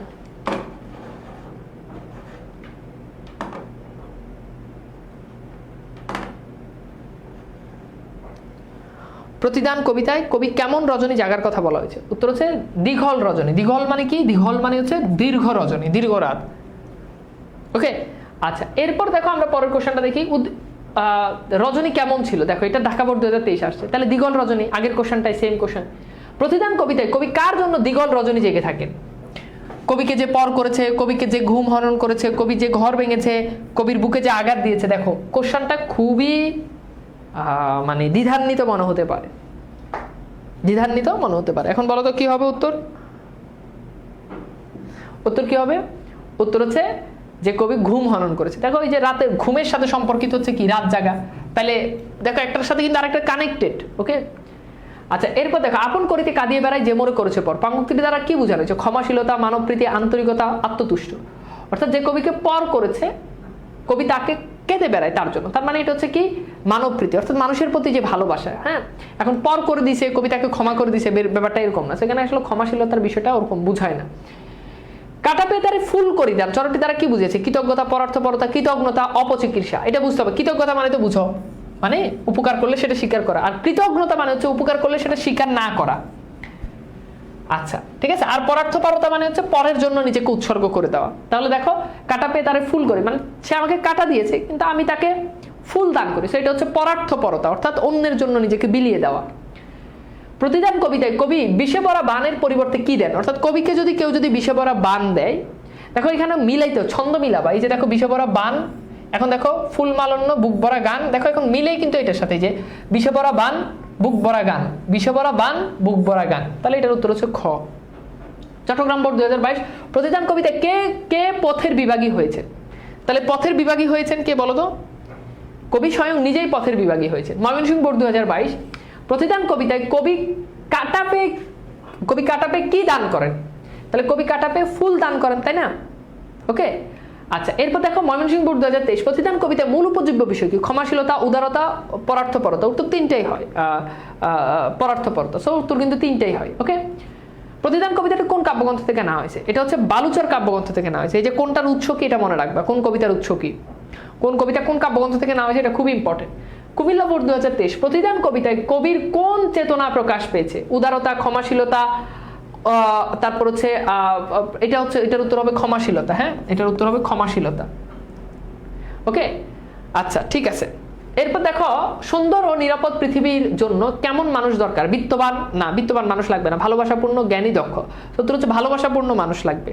হ্যাঁ, জ্ঞানী মানুষ হইলেই যে মানে সুন্দর পৃথিবী গঠন করবে এরকম না। খালি জ্ঞানীরাই, মানে জ্ঞানী মানুষ মানে তো ভালো মানুষ না। ভালো মানুষ আর জ্ঞানী মানুষ তো আলাদা। দক্ষ হবে না। আলহামদুলিল্লাহ, সেটার উত্তর হচ্ছে ভালোবাসাপূর্ণ। ওকে, সো আজকের ক্লাসটা কেমন লেগেছে একটু জানিয়ে দাও, অ্যান্ড এটার পিডিএফটা হচ্ছে তোমাদেরকে দিয়ে দিব। হোপফুলি আজকের ক্লাসটা তোমাদের কাছে অনেক ভালো লেগেছে। অ্যান্ড তোমাদেরকে আমি একটু বলে রাখি, আমাদের এই বছর ঢাকা বিশ্ববিদ্যালয়ে আমাদের যেই ঢাবি খ প্লাস বিভাগ পরিবর্তন, তোমরা যারা মানবিকের প্রস্তুতি নিবা, অনেকে আছে বিভাগ চেঞ্জ করবা, তোমরা ভার্সিটি অ্যাডমিশন অবশ্যই আমাদের সাথে থাকবা। আমাদের যে ঢাবি খ 4.0 যেটা আসবে, এটার সাথে অবশ্যই তোমরা থাকবা এই বছর। হ্যাঁ, আমাদের ব্যাচ থেকে হয়তো ফার্স্ট হয় না, সেকেন্ড হয় না, কিন্তু অনেক স্টুডেন্ট চান্স পায়। আমাদের ব্যাচ থেকে প্রথম দিকে অনেক স্টুডেন্ট থাকে, ফার্স্ট সেকেন্ড হয় না। মানে ফার্স্ট সেকেন্ড তো আসলে সব কোচিং থেকে হয়, ব্যাপারটা এরকমও না।